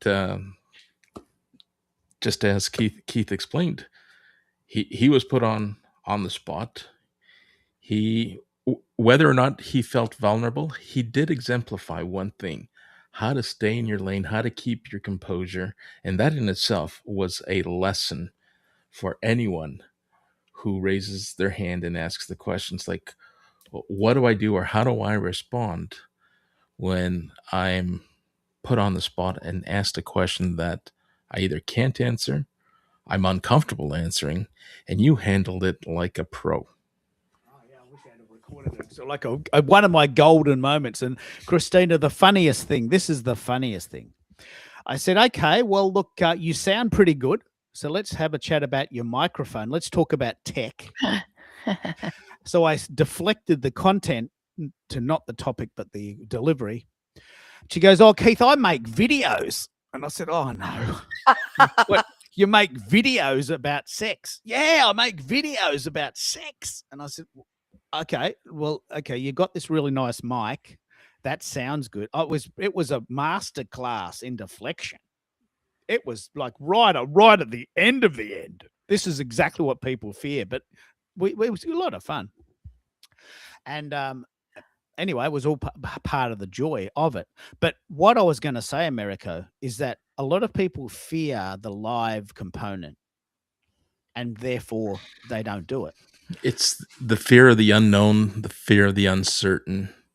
But that kind of goes hand in hand. There's pros and cons, sure. There's the unknown, but there's also the comfort of just being able to be yourself. Be yourself. And just being able, right? And just have a conversation and not have to worry about sticking to a script and sticking to a polished presentation. Just be present. And when you show up and you're present and you're talking about something that you're well versed in, it shouldn't be as difficult or uncomfortable as people believe it can be. Let me pick up on this. I want to riff on this a bit. What happened there was part of this idea that I like to be live.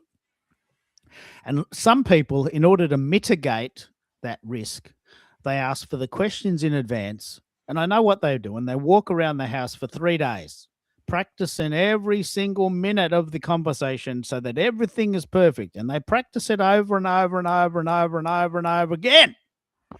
And then when they get on live, they sound like a robot because they've practiced it so much. There's no room for any humanity. And I'm wondering, Americo, I think we've chatted about this before, but it's a good discussion to have. Have you had this happen to you, and what do you do when that happens? So I have had it happen to me. It happened to me once, and ever since that time, I learned from you that always best not to provide a script or questions in advance, because exactly what you described, someone's going to overthink and get inside their own heads, and one of two things is going to happen. They're going to sound very mechanical, or you're going to hear the the rustling of the papers as they're as they're reading it to you. Right? Oh, this is, I mean, if only it wasn't so true. Jason, have you ever had that experience? You've done quite a lot of interviews. Have you ever had people come on, just read verbatim what they've done for the questions? I know you've done quite a lot of interviews. I'm not sure if that's part of your story anymore, but you used to have a really cool science podcast, didn't you? Well, we'll just see if Jason's got a mic there. While we're waiting, I'll just let you know that you can watch the show on LinkedIn and also YouTube. And if you do want to come on, we have room for 10 people, but it looks very good when we have 8 and a graphic in the middle. I've done this a few times. And look, it is a rush. There's no doubt about it. It's a rush. It's a great format. What do you think, Jason? Have you ever had to interview people and they just read verbatim the questions you've given them? The guests I interview for my podcast, I generally do send them kind of a skeleton of the interview. They're scientists usually, so I give them, because sometimes they've studied vast things, but maybe some of the stuff they studied was like 15 years ago. So maybe what I want to talk to them about isn't something they're as up to knowledge about. So that's maybe why I've sent them questions, so they can say, oh, I'm not really in that field anymore, and science can change so quickly that maybe the thing you studied like 15 years ago isn't as relevant as it is for something you're studying new. I've been pretty lucky. You'd think that some of the really nerdy scientists that I've interviewed would be wooden or dull, but I'm surprised every time. That's the thing about scientists. Um, one made a good joke that scientists don't want to keep things from the public. All they want to do is talk about their science. So when you get somebody who's an expert in whatever, tree frogs, black holes, they get so animated and so excited to talk about their thing, I don't really have that where where the science expert is kind of droning on and on. The only time I've gotten that is from like maybe somebody who's trying to I've had them on as a guest, and they're sort of trying to sell a product. So they've got to get their product pitch in. They kind of shoehorn it in. That's the only time, and that's okay. I get that, and I'm okay with that because they're giving up their time to talk to me. So that's the only time it maybe is a little bit wooden, and it sounds like they are reading a script. So how do you play that game? This is actually a really good question. How do you play that game that an interview, and Billy will know a lot about this. How do you play the game so that you can make the interview very compelling for the audience? Because the audience doesn't want to hear an ad. But how do you make it worthwhile for the person who says, look, I have got a product to sell and I'd like to be able to talk about it? It's a very delicate balance, isn't it? Yeah, I try to bring humor into it. I'm like, okay, so you're this product, like, did you have any mishaps in developing it? Like, did you learn anything shocking? So instead of them reading like whatever it is, I'm sure like any of these people who've developed a thing, there's been, calamity and close calls and things that didn't go right and funny stories that they can look back on. That makes the conversation a lot more compelling. And then that's what I find, rather than just reading a script. One guy I was really worried about, who was on the show about 6 months ago. He's a bubble guy, so that's his company makes bubbles that you blow. Like the bubbles you dip and you blow. And I was like, oh man, I said yes to this guy, so we were going to talk about the science of bubbles. And I was like super worried all he was going to want to talk about is like, his bubble company. but it was a really fun interview because we got into the weeds about because he made one of the bubble products is infused with catnip. So it's for cats. You blow the bubbles, and the cats like to play with the bubbles as they float. And then the whole conversation was hilarious because he went through, he was talking about how they had all these different versions and how it was a failure and it stunk up the house and all these really funny anecdotes, which made it a lot more endearing for somebody to maybe think about getting his product. Oh, that's good. America, do you want to pick up on this? I'd imagine you would get this a lot. That people say, look, I don't mind coming on your show as long as I can talk about what I do. Right. And sometimes that balance is very hard to do, isn't it? Well, when that conversation comes up ahead of time, when I meet with guests prior to going live, that's part of the conversation. It's like I'm open to letting you talk about your business, a product offer, but it's not what the entire show is built around. So if we're doing the storytelling journey, this is a conversation about your professional journey, your personal life's journey that led you to writing your book, that led you to becoming a founder and coming up with this entrepreneurial concept that went from idea to an enterprise. That we can talk about. And then at the end, he'll have an opportunity to offer up a call to action. How can people get a hold of you? How can people learn more about you? If you want to make the show specific to your product, you want to make it a fireside chat about your product, about your company, you want to make it a launch of some kind, that's a whole other product. That's a whole other conversation. And there's a place for that, and there's a cost for that, because that's marketing. Now, I want to tell this story. This pretty funny story. Today, or maybe yesterday, one of the people in the World Cup kicked a goal, right? And they flashed to him. This is a true story. And they flashed to him on the ground, being jubilant, and he zipped out his business card.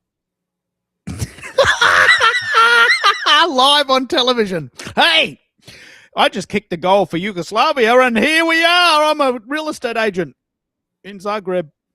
Jump in if you want to buy a house there. A true story. Like, I don't know where he was from. I can't remember.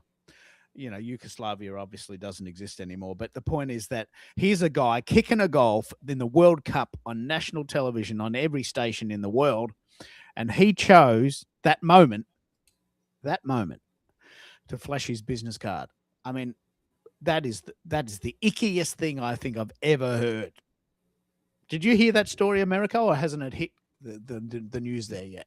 No, it hasn't hit. There is it's funny you mentioned that, because there is an AI template. I don't know what platform it is, but I've seen some AI videos where people are jumping into the field, scoring a goal.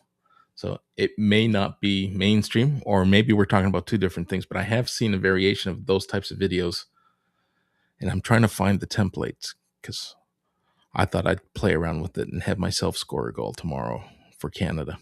Oh no. Oh no. Oh no. Oh no. I'm going to read this out. Actually, it might not have been the World Cup. I'm going to read this out from Reuters. Most players kiss the badge or point to the sky when they score a goal. But Canada's Thomas Sublick whipped out his business card.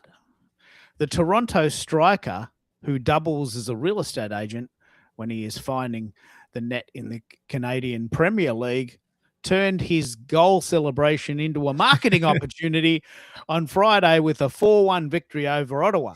This is from May 2nd. So, oh man, that is so. It is a real story. Oh, it's awful. Oh, that is horrible, isn't it? Right? Oh my goodness. You've heard of the Toronto Strikers, yeah? Yes. That's the CPL is a new league, so all the athletes there are either second string athletes making nominal income. They're there just because they never got drafted or picked up by the bigger clubs, and I can totally see how he's supplementing his athletic income with real estate. But to turn both of them and bring both worlds together and create a marketing campaign around it, some would say that's brilliant, and some would say that's just bad thinking. Makes me feel a bit sick, to be honest. But I love this discussion, because some people say, well, there's no wrong answer. Like, always be closing. Always be closing. You know, you're paying your groceries at Walmart. Hey, guess what? Do you want to buy a house?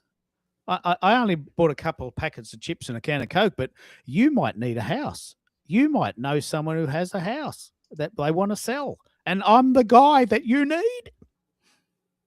I remember I used to go to the bank, to get money out when cash was a thing, and people would say, "Hey, by chance, I mean, you're here anyway. Are you in the market for a home loan?" No, I'm getting $50 out because I'm going to the pub. Right? I need $50 to buy beers for the guys. Don't try and sell me a home loan on Friday at 3:00 because you've got these KPIs trying to get your home loans up. I don't know if they still do that.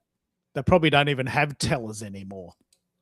And some countries don't even have cash anymore. But I think what we're talking about here is this cross section of where does marketing become slimy and where is it legitimate? We all have a very different version of that, especially if you're on LinkedIn. But what do you think, Jason? When does marketing become slimy? Is there a no-go zone?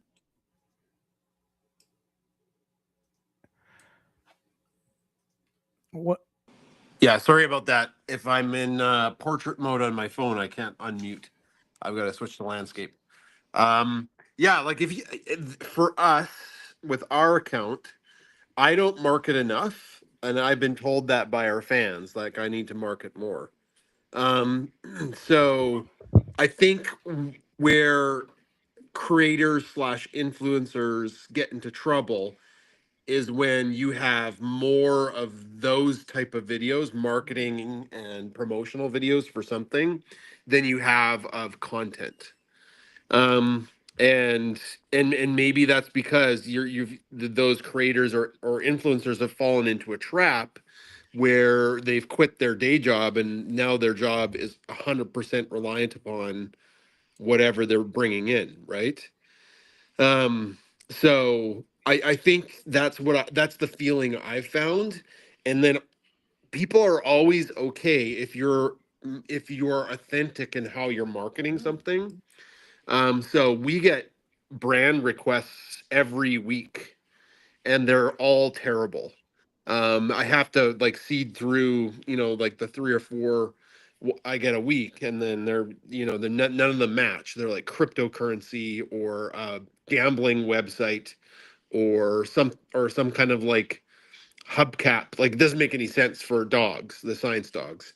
But if we nail on something like Cherbil, we partnered with Cherbil, and they have a pet fountain that's awesome. So they sent it to us, and we tried it, and we like it, and we agreed to do a video about it, and and people see it in our videos, and we use it every day. That's way more authentic marketing than my dogs hawking like some kind of crypto website, which would be really slimy and then not on brand. Yeah, look, I often talk about this, especially ads on TV and the radio.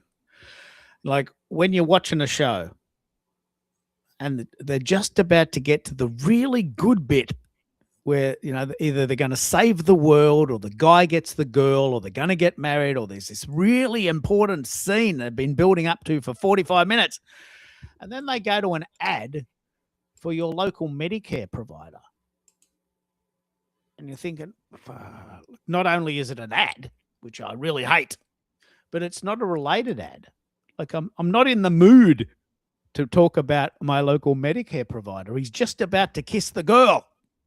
Right? Maybe it would be a good ad for a wedding or a honeymoon destination, but they're not synced up. They're completely randomized. And I think sometimes advertising comes across like that, very randomized, just put into the. This is a very good question to ask for Billy, because he's quite proactive about advertising on radio and podcasting. But I can tell you, I've stopped listening to podcasts that have ads on them. I just refuse, because I'm not there to listen to an ad. I'm there to listen to the content. And there's hundreds of them. There's hundreds of podcasts to choose from. What do you think, Americo? Am I being a bit harsh, or do you sometimes watch TV and think, hang on, or listen to the radio and it's just an ad comes in for a totally different product that's not related? Do you find it annoying? I not only find it annoying at times, sometimes, you kind of roll with the punches. But what they do, Amazon Prime especially, Amazon Prime has their commercials lined up in perfect timing. So if you're watching a family show or something that is centered around family, the commercials are all about diapers and family getaways. They're related. Right? They're related to the genre. And if it's around dinner time and you're streaming, the commercials are around food and food ideas and food experiences. And they've taken it a step further, because now from your remote, if you're streaming on Amazon Prime, you can just click OK and order what you just saw in that commercial, and Amazon will have it at your doorstep the next day. Oh, wow.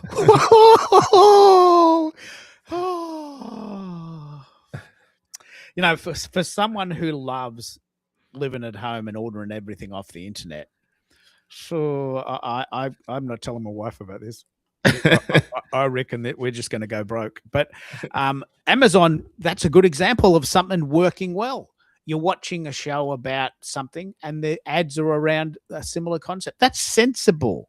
It's obviously possible. I get ads maybe once a week. Hey, here's something you might like. You bought a mixer. Do you need a mic? You bought a mic. Do you need a mixer? Hey, here's the new Zoom P4 Plus. Why don't you get one of them? Oh, okay. You got my attention. I do need a new mixer. I don't really need a new mixer, but I wouldn't mind one. So if they can be related, it's good. Like, yes. Yeah. Yes. If they can be related, it's good. What I hate that Amazon is notorious for, and I'm sure pretty much many, if not all, online platforms are, you'll get the pop-up notifications on your phone or in your inbox, and the email says, hey, customers who bought this mixer were also interested in, and they give you a whole list of stuff that you have no use for. Yeah. Just because someone else bought it and felt that there was alignment with them doesn't necessarily mean that there's going to be alignment with me. So stop spamming me. I know, it's really annoying. I would love to talk to Billy about this, because he has probably the opposite view, but there's a thing in the marketing game called the ad bargain. It's a really interesting psychological concept. It'll be a little bit like the Gruen transfer. The ad bargain says, if we give you 45 minutes of music, would you be prepared to listen to 10 minutes of ads and the news? I stopped that in 2001 when the 10 minutes of ad became intolerable and the songs weren't worth it. But most people say, oh, look, you've given us 45 minutes of music. I don't mind listening to some ads. That's fair. That's fair. It's free. I think it's free. And that's fine. And free-to-air TV plays on that. But when you're paying Amazon Prime $10 a month and you get ads, I mean, that's not fair, is it? Yeah, their list of available products, streaming products, is diminishing. You want to watch something, you're paying for this membership that includes all these streaming channels, shows. Now that list is getting shorter. You see something that interests you, it's like, oh, you can rent it at this Amazon Prime price, or you can buy the licensing rights and just own it. I thought that's what my membership was for. I thought my membership included. Now it's like, oh no, that's an add-on to your membership. Everything is now becoming an add-on to the membership. I'm guessing Jason, you probably don't have time for TV, so this is probably not a relevant conversation to you. Do you subscribe to a TV channel or an audio product that you pay for? Yeah, no, we have a couple streaming services. I kind of wait for a show, and then I get like the streaming service for the month and then cancel it. So that's what I've been doing now. So like Apple TV, for example, there's a show on there I love. The new season came out, and now that it's over, I'm probably going to cancel it and wait for the next season next year. Amazon Prime or Amazon Prime Video. I'm watching a series on Amazon Prime, so I think we get it because we have something with Amazon, maybe with shipping. I'm not Oh sure. yeah, Amazon. Yeah, I'm not sure about Amazon Prime. It gives you free Yeah. shipping and TV for free. Something like that. Yeah, I pay for that because we do use Amazon Prime shipping quite a bit. The ads are annoying. Yeah, I see why they do that, because it's like, what are you going to do? Not watch your favorite show on Amazon Prime that you've been waiting for? Some people will get annoyed and go away. Other people will just suck it up and watch the 2-minute unskippable ad. Yeah. So it's frustrating. Well, in the context of Amazon Prime, it's a very good example, because some people buy Amazon Prime because they just get a whole lot of stuff delivered to the house, and you get free shipping with Amazon Prime. $10 a month, never pay for shipping. That's worth $10 if you get things at least once a month. And you just happen to get Amazon Prime TV and Amazon Music for free included. And you probably didn't even think of it. I don't know how many. Yeah. You also get 2 downloads on Amazon Books. Oh, wow. Yeah. But I wonder whether when we use Amazon Prime, we use it mainly for the TV. But we sometimes, when we buy things, we'll get Amazon Prime for a month because we want a couple of things to buy, and then we'll watch TV in that month and stop it. What do you do, Americo? Do you watch Amazon Prime fundamentally, or do you use Amazon Prime to buy things and Amazon Prime is free? So Amazon Prime, its primary use is to get the free delivery for the goods that I buy, and then all the ancillary benefits kind of come with it. But some of the channels that I want, I'm now paying $11 for Amazon Prime, and then another $11 for my streaming lineup. Is that on Amazon? That's on Amazon. Ah, what's that called? It's Amazon Plus. So I buy streaming packages and add it onto my Amazon account. And do they get rid of the ads for that? Is that one of the perks? No, that's another add-on if I want to go ad-free. My wife and I argue about this every night. Keith, we used to be able to watch TV for free, and they had ads, and you sucked it up because it was the 80s. Yeah, but it's not the 80s. Yeah, but now we pay for TV, and they still have ads. That's not fair. She gets angry every night. Right, every night we're paying $10 for Netflix to watch stuff, and they've got ads in very important bits, and they're long, like a minute.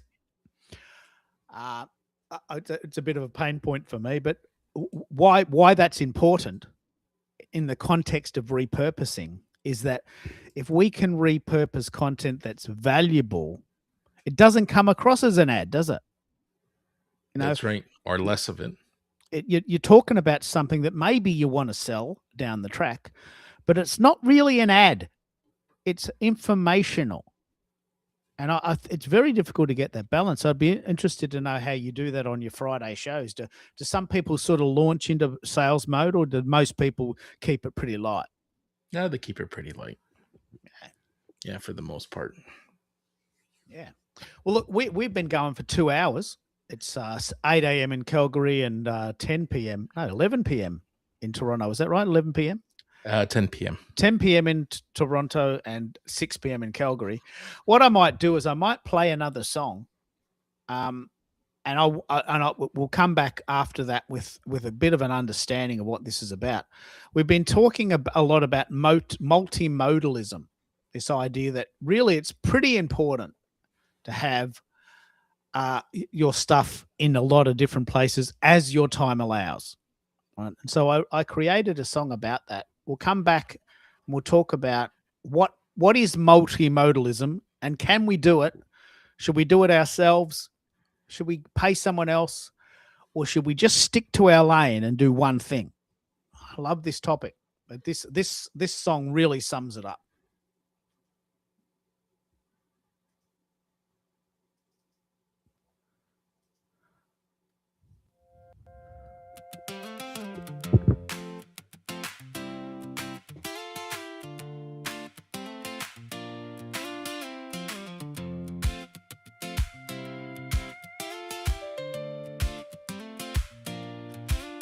Let's go multi-model everywhere we go, from a single post to a video.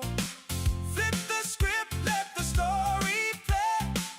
Different ways, but the same replay.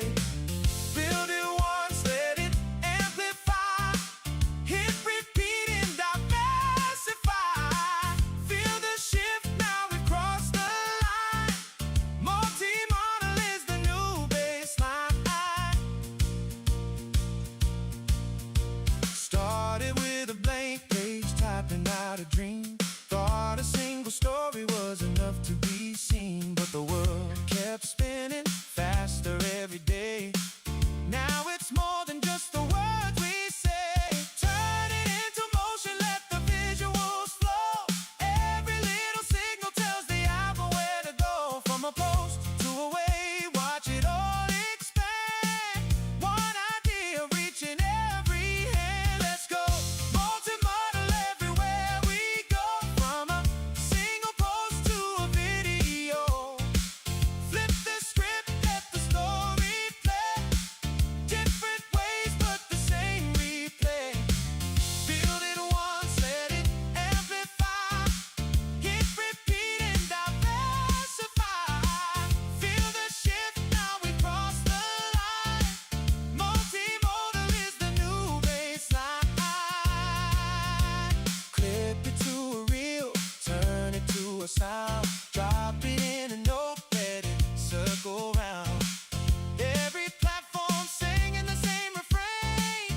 Different format, same heartbeat, same brain. Link it all together, let the story breathe. Give 'em more to watch, more to read. Now they're staying longer, diving deep. Living in the content that we keep. Let's go multi-modal everywhere we go, from a single post to a video. Flip the script, let the story play.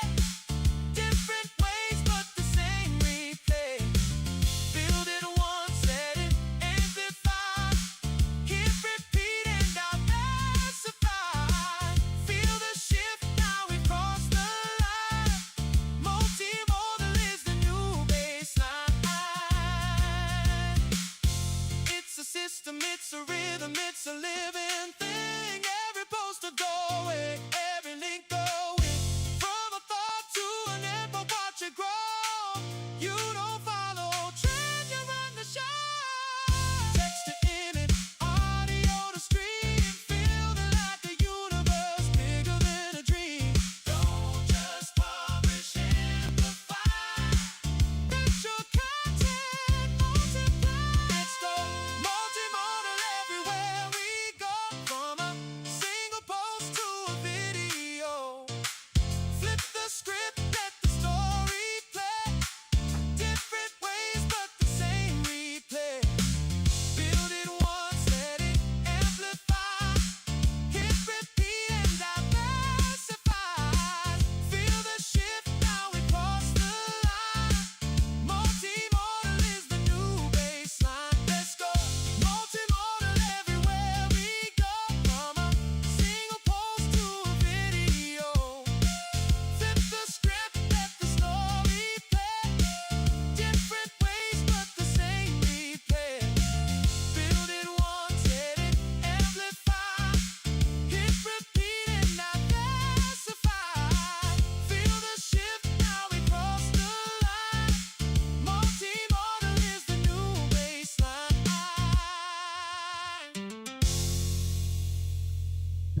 Multimodal is the way to go. It's the new baseline. Mate, it's such a great idea. It's such a great topic. And what's really important is that we did a cool show yesterday on LinkedIn, and we're doing a show tomorrow on school. And look, we're hanging out everywhere. Tell us a bit about what we might talk about tomorrow, and let's get some of your people in today, or use this as a bit of a juice up for tomorrow. Well, I was working ever so hard between questions that you were asking me. So while others were speaking, I was multitasking and sending out reminders and inviting people who haven't heard about the event to tomorrow's event. So tomorrow, we're calling it the social audio sound check, but our community is a little more than audio only. We're going to kick off and talk about the importance of audio, but we're also going to carve out some time for Q&A and allow members and non-members who are joining us for the first time to experience a platform, a community where people can feel comfortable. They can lower their barriers and ask questions, and we can learn from each other what our individual experiences may have been surrounding and centered around the subject of live streaming. There's just so many angles we can take it, and I don't want to put an agenda together because we may have someone who has something pressing that they want help with. So it's a free for all, and we're going to have a fabulous time. Of course, this does have a prerequisite being people need to show up. And we'll have the conversation, and we're anticipating some good participation. I'm hearing and getting some great response. Looking forward to it. Some may not be able to sit in for the full 2 hours, and that's okay as well. Live streaming is an opportunity for people to drop in when they're able to, stick around for as long as they're able to.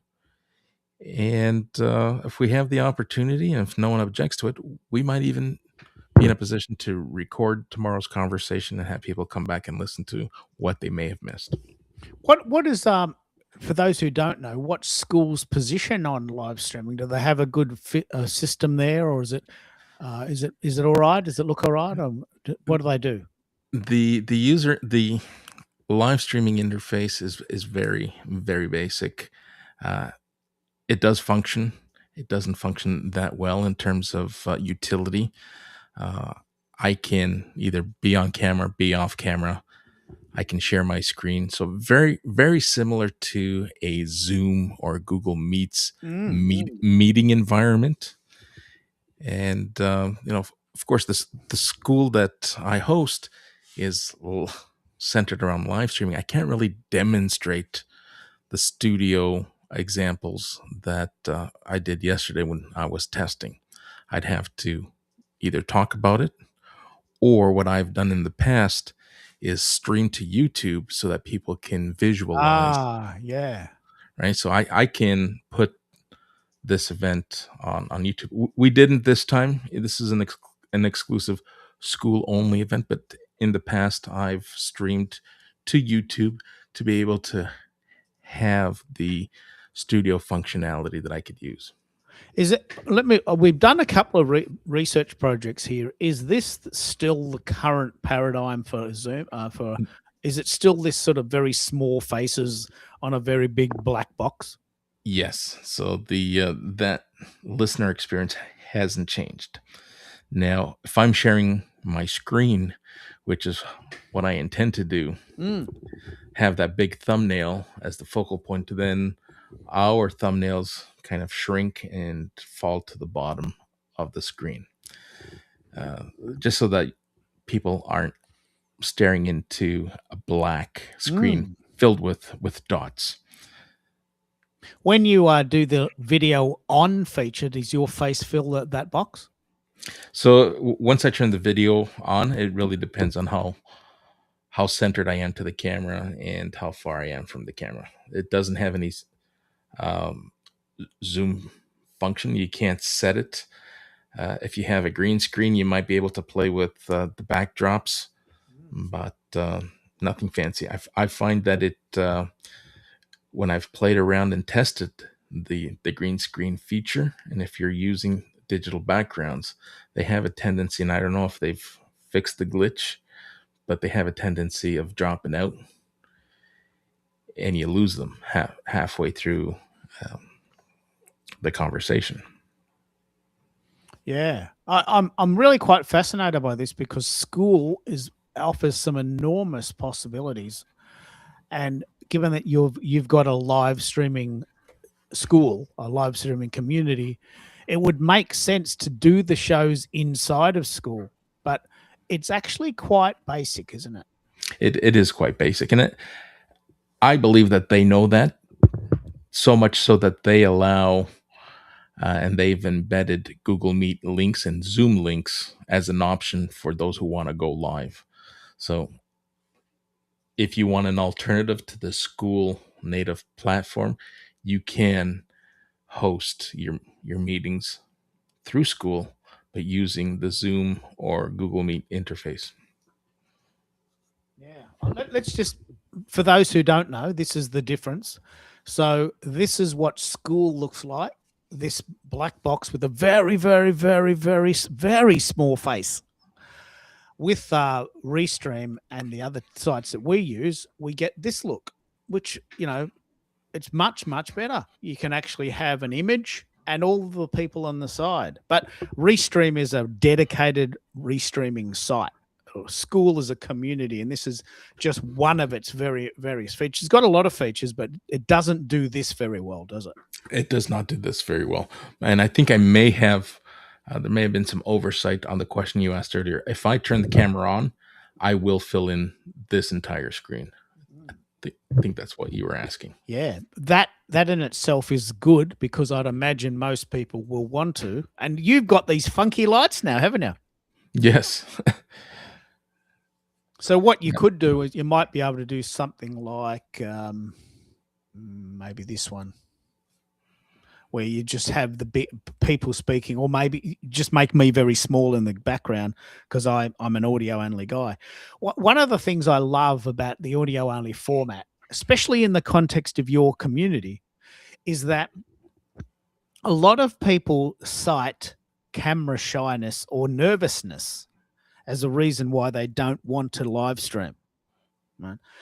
And so by having this format where they can have a thumbnail and no face, live face, video on, this at least mitigates probably 60% of the fear. I reckon it must mitigate a lot of the fear. Would you agree that if you could do a live stream with no video on, do you think more people would be inclined to do it? Absolutely. In fact, there are AI-based companies who have leaned into this and see this as an opportunity, and they're offering services for people just like that, who find themselves uncomfortable, vulnerable, and just overwhelmed with going on camera. They're offering services to start and monetize a YouTube channel, a faceless YouTube channel.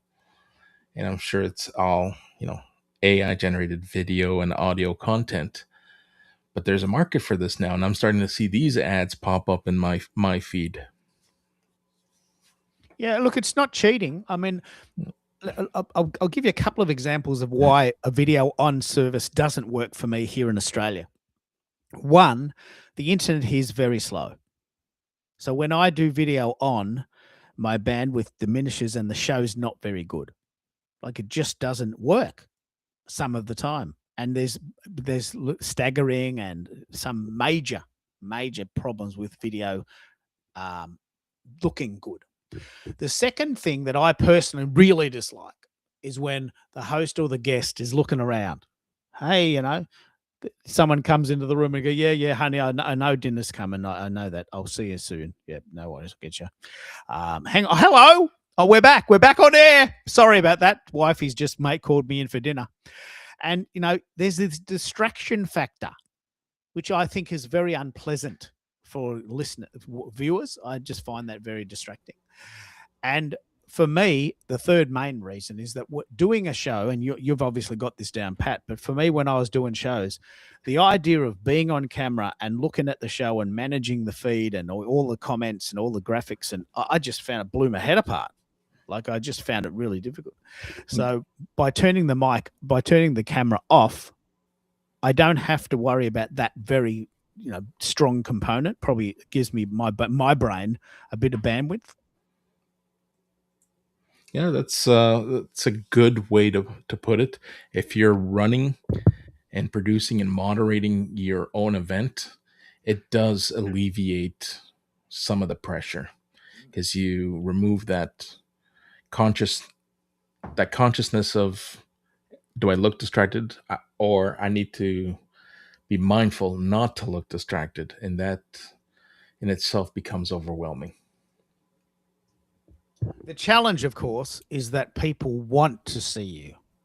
This is, I'm guessing, why people do it. Is this why you do it? Because people want to see you? Well, I started off giving people the choice, and it was about a 50-50 split. When guests would come on, it's like, I don't know how I feel about going on camera. It's like, all right, well, don't worry. We have a solution for that. We'll host an audio-only event. And it came to a point where the storytelling journey was audio only and everything else was on camera. And I started to get guests on the storytelling journey asking, it's like, hey, can we do this on camera? Like, absolutely. If that's what you prefer, I'm open to it. And we haven't looked back, and everyone's coming in and they're coming out on camera. And to be honest with you, it's a lot easier to repurpose from a short video clip perspective, because you can zero in on the person speaking, opposed to trying to find a frame to fit into the just the audio clip. Or sometimes you might just have to come up with a voiceover, use the audio clip and just stitch it to a different video. Because we are indeed talking about repurposing as a concept. So for repurposing purposes, the idea of having camera on is much better, isn't it? It's easier to work with, definitely. Yeah. Two things here. One is I just came across one of your posts, and I haven't read it yet, but it sounds like a compelling idea. The biggest opportunities in live streaming come down to three things. Well, that's a great topic. Did you just load that today? I loaded that today, yes. Do you want to pick up on that? I'd love to hear what you're thinking. Yeah, absolutely. So that was the research that I was referencing earlier that I was working on. Finally put it in writing. Because as we keep talking about and we keep hearing everyone saying, you got a niche, you got a niche, you got a niche. And it's like, all right, I've got it down. I wouldn't say down to a science, but I know that I want to work with founders and startups and help them build a visibility strategy that's centered around live conversations. And while I was, and this is 6 months, maybe the entire year, collecting my thoughts here and reading what other creators are talking about. And I started to realize that many people talk about three main topics. And I punched in a query like, is it true that health, wealth, and relationships are the top three subject matters that are spoken of? It's like, well, they're not the top three, but they are top trending topics, and they're topics that won't go away. If you go back as far as however long you want, you will always find authors, shows, and content where people are talking about health. You will always find people who are talking about wealth, and you'll always hear from people who talk and advocate for relationships. So that is a market that will never find itself on downward trend. It's always something that impacts and influences everyone in some shape or form. So is that the next stage for me? Possibly, but I just wanted to raise awareness for for the community and my followers, hey, here's something that stood out to me. And for anyone, and this wasn't written, what I'm about to say, but for anyone who is chasing a trend and trying to become viral, it's like, yeah, trends come and go. But if you stick to one of those three pillars, you're pretty sure to land and resonate with a good sized market. I came from the financial service industry. Listen, there's a lot of people who talk about what I talk about. I may not be a health guru, but as a human, I have a willingness to learn and understand what's going to be beneficial for me. What I love what you're impacts may doing have. here. I love what you're doing here because you've said many times, and people may not know this, but LinkedIn will reward you if you stay in your lane. You got it. Right. So if you decide, okay, this is it. My podcasts, my live streams are only going to be about health, wealth, and relationships. They're the three things that people want to hear about. I don't mind talking about them. There's plenty of people who want to talk about them. Then LinkedIn's going to go, we get you. They're the three things that you want to be known for: health, wealth, and relationships. They're topics that people want to hear about. You want to talk about them. We're happy to help. Or those are the guests that I will bring on. That's right. Because I'm not the subject matter expert. I want to be known for putting out live content and building strategies around live content. But we also want to attract people who are consuming some of the highest listened to and consumed content. And that's in those three wheelhouses. And we can talk about this tomorrow. I love this. So we talked a lot about Billy, who has a podcast. And this happened to me too. You know, you get these emails. Oh, Keith, I've got this guest for you. Oh, he's got, he's done a TED talk. He's got 3 books out. I think he'd be just such a great guest. Yeah, look, I get him. I get one of those every day. Right. For me, I had a podcast in 2015 on iTunes. Went pretty well. I still get emails. Hey, I've heard you've got a podcast. Well, I did have a podcast. Have you listened to it? Did you? When was the last episode? I challenge them. Have you had a listen to it? When was your last episode? Oh, shit, July 2015. Oh, yeah. Do you want to have a look at that before you just randomly send out these bullshit emails? But what Billy says is, he said, look, I get so many requests now that I have to have a system. And his system is actually based on sound. It's not based on topic. It's based on, if you sound good, you can come on my podcast. If you don't, you can't. Right? That's his very simple system. And of those people that sound good, he then might have a secondary filter. But imagine if you had this very cool filter. Okay, I'm going to interview 3 types of guests: health, wealth, relationships. It's a big topic. There's plenty of them. There's no restrictions. But if someone came on and said, look, I really want to talk about the importance of dog grooming for a stay-at-home mum with 3 kids. Well, that might actually be quite an interesting topic, but I'm not sure my people want to know about that. And we probably won't get that many listeners, like your friend that does the ECG or ESG. Right. He was very passionate about it, but no one listened to the podcast because they don't know you for that. That's right. They didn't expect it.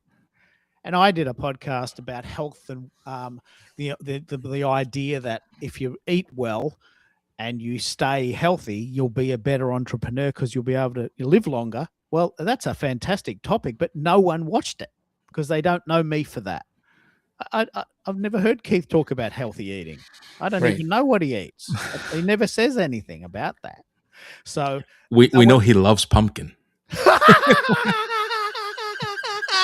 Oh, that's a good reference. There's a this is such a good story. There's a cafe near our house has a seasonal menu, which is basically just an excuse to put up the price. So every 3 months they go, guess what? We got a new menu. And there's a bit of a change. There's 3 items that are changed. And they have an avocado smash, which is very popular in Australia. I don't know if that's a global concept. But avocado on toast with roast pumpkin. And I'm thinking, mate, I wouldn't eat it if you gave me money. Not only would it have to be free, you would have to pay me to eat that. right? Can you imagine avocado smash with roast pumpkin? Like I feel sick just talking about it. Oh, I on the other hand love pumpkin. Oh I'll put wow! I'll put pumpkin seeds in my salad. I'll I'll bake pumpkin soup. You name it, any variation. The only thing that I won't drink is that pumpkin spice latte. Ah, Or pumpkin pie. It's just the texture. I can't do it. But pumpkin, uh, cooked, baked, in different variations other than in liquid format, I will not drink anything that has pumpkin in it, or that I knowingly would say it has pumpkin in it, because I'm sure there's probably pumpkin extract in something. yeah, but Right? this is a really good topic because now that you've worked out, and this is the trick, now that you've worked out there's three main topics. I don't know how you came up with this research and what was the inspiration. What led you to do this research? So it was really about refining how can I further narrow down who I want to be working with, or who do I want to host and have as guests. Are there verticals that I should stick to? Because this morning, and here's the real life example. This morning, I let go of someone in the community. I kicked them out. They weren't aligned. They were spamming everyone about their YouTube channels. Like, all right, I let you in because I thought you were YouTube. You had YouTube subject matter expertise that those who want to live stream could benefit from. It turned into a whole spam fest. Hey, monetize your channel. Here are examples of channels that I've worked with, hundreds of thousands of views, and it just became a pitch slap. It's like, all right, there's a 3-strike rule. You do it once, shame on you. You do it twice, shame on me, and then you're gone. And it got me thinking. But it got you thinking. And it got me thinking. It's like, all right, now I've been doing all this research. Am I now at a point where I need to niche and target the community and not just let anybody in who wants to live stream? Do I niche it where I'm helping founders and startups in these 3 verticals? If you're in the health and wellness field, if you're in, the wealth industry, finance services, or if you're in relationships, like, do I need to niche it down and be more specific so that those who I'm letting in aren't wasting their time and they're not wasting our time? Just printing the document, so I turned my mic off. But what you're doing there, this is genius. This is genius. This is actually really what we're talking about. Like, I mean, we, as a host, as a person who runs shows, we could easily fall into the trap of interviewing anyone about anything and then not having any parameters to judge whether that was a good idea. Mm-hmm. But what you've got there is 3 very, very, very strong verticals with almost unlimited potential. Health, wealth, and relationships. Health comes under well-being, mental health, well-being, food, relationships. It's endless. Yeah. Have you started putting the feelers out for these types of people? I put the feelers out actually this past week. So a few months back, maybe 6 or 7 months back, I had Angela Hay, who was a guest speaker. She had published a book, Weathering the Storms of Divorce. And then I sat down with Christina, who is also, some of her work is in divorce expertise. And I introduced the 2 of them. And we're looking at a possible, if we can find alignment, we're looking at a possible collaboration where I'm going to host an event for them, and for a small investment, if they agree to it, hey, we'll have the event, the conversation regardless. Angela's already a client of mine, so I know she's in, and we will host the conversation, whether it is a summit, an interview. I haven't decided on how to present it to them, but this is relatively fresh. They were open to an introduction. I introduced them just this afternoon to one another, and we'll circle back and we'll put a show together that will help those who have struggled in their relationship and are now getting divorced. And these are two subject matter experts in that particular field. I'm going to take a back seat. I'm going to moderate, and just because it's not my area of expertise, I will produce and moderate the show and let the two of them take the stage, own the stage, deliver their message, and then we'll repurpose it and link it back to their products, their offerings, whether it's speaking gigs or whether it's book sales or whatever it is that they decide. That's how I'm envisioning this playing out. Now, how do you think LinkedIn will play this out? This is a very good question. Do you think they'll, once they work out this is your channel, do you think they'll really hone in there? Is that too wide, or is 3 related topics okay in the LinkedIn universe? So the trick for me is to keep it centered around the live streaming, and the narrative has always got to be live streaming. The examples could be one of the 3 verticals. Here's an example of an event that I worked where my clients hosted we hosted a summit with my client around divorce. And here's what I did as a live stream producer. And the narrative becomes about, either moderating, producing the show, or repurposing the show. And we talk about the benefits of live streaming. So my core message will always be live streaming and repurposing. The overarching story will be one of those 3 verticals. It's an extremely good idea. That's very clever. Like that's a piece of genius. We can tell that story over and over again, because one of the things that happens a lot in the world of marketing is that people get sort of a bit distracted. They go, "Oh, look, this is a trend. It's a trend to talk about black cows drinking white milk in the fields of Norway. Come on, let's do that." Well, okay, yeah, that's an idea, but do you know much about it? No, never been to Norway. I don't drink milk. I'm lactose intolerant, but apparently it's a trend. So I think I could get 100,000 views on that.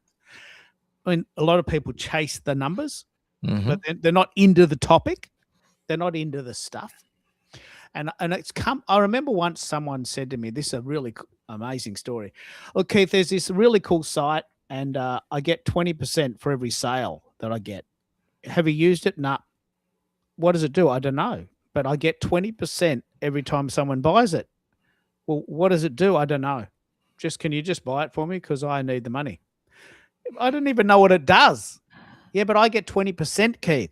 I get 20% of the sale of this product, and I don't even know if I like it. I haven't even worked out how it works, but I get 20%. And I remember thinking, how can you do that? How can you sell a product you've never tried? How can you sell a product you don't believe in? Like, everyone believes in a form of wealth. We need money to live. Everyone wants to be healthy. Everyone wants a good relationship. These are things that we all are committed to as humans. I'm not into building wealth for its own sake, but I want to be comfortable. I want to be able to go on holidays and stay at nice hotels and fly on an airline that gives me a decent seat and a nice meal. But I don't want to buy a Maserati. So everyone has an opinion of those 3 topics. Everyone in the world has an opinion on those 3 topics. Absolutely.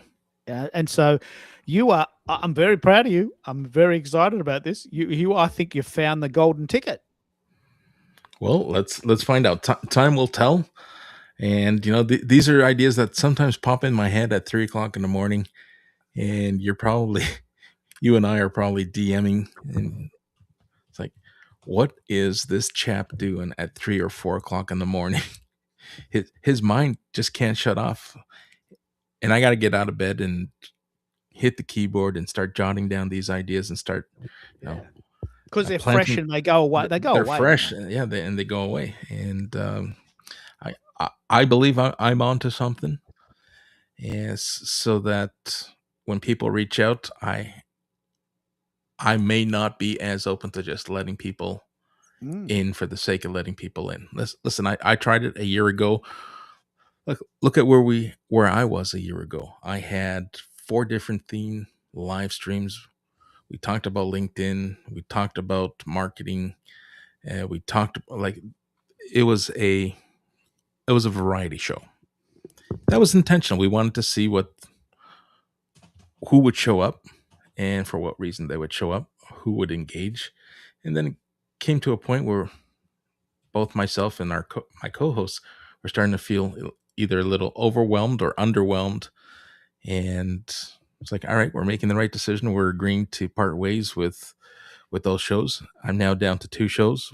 I've kept the storytelling journey because it works really well, and I've rebranded the other show to, Your Stage Live.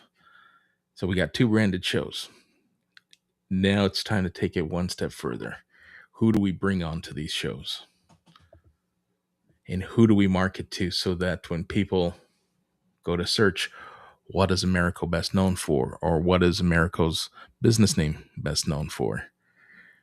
I want to be best known for live stream coaching, production, moderation in events centered around health, wealth, and relationships.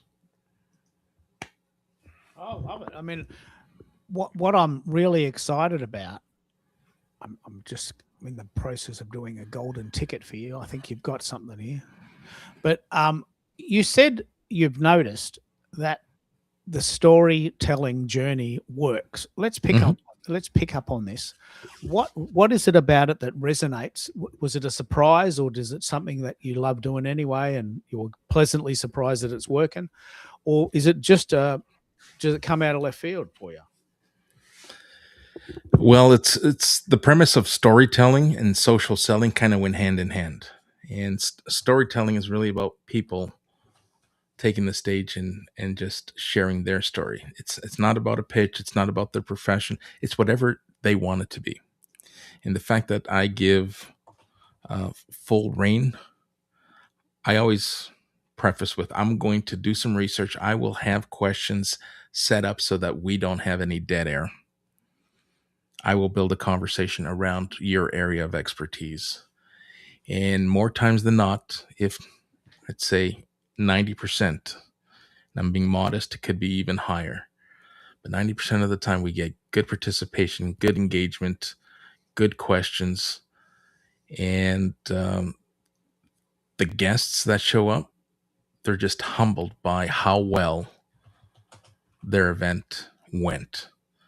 Last week, we had Lisa Bromfield, and she was just beside herself.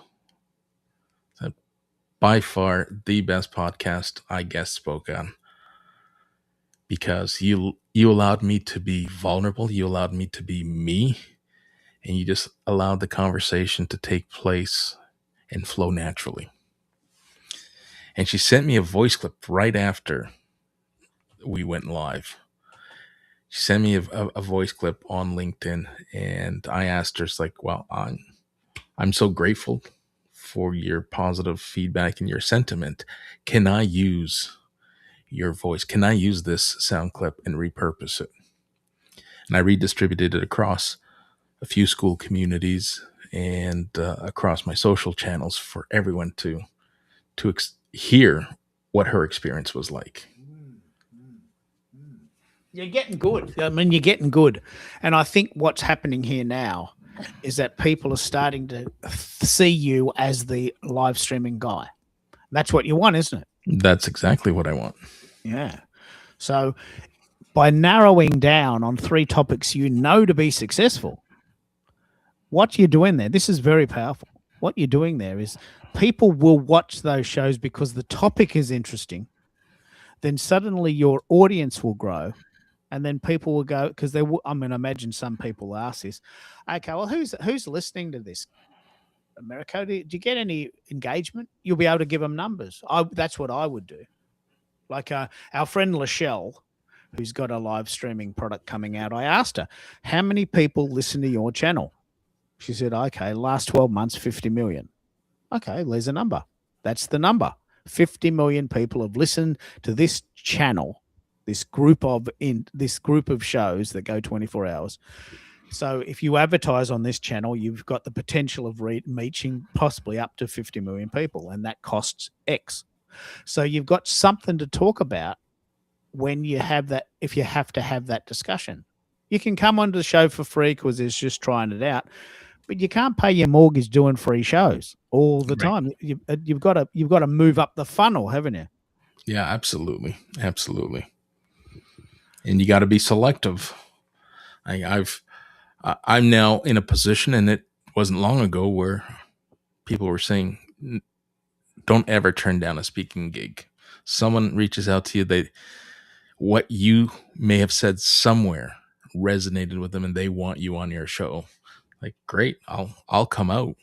But now it's got to align with me. It's no longer about me just stepping into the stage and leaning into a mic and talking to an audience that is totally oblivious to what I'm talking about. Yeah, I did a lot of gigs with Rotary as part of my speaker training, and the person that was in charge of the speaking roster, I often didn't know much about the topics being discussed and was sometimes a little bit overeager. And I remember going to a speaking gig where everyone in the room knew more than me. And I'm thinking, very embarrassing.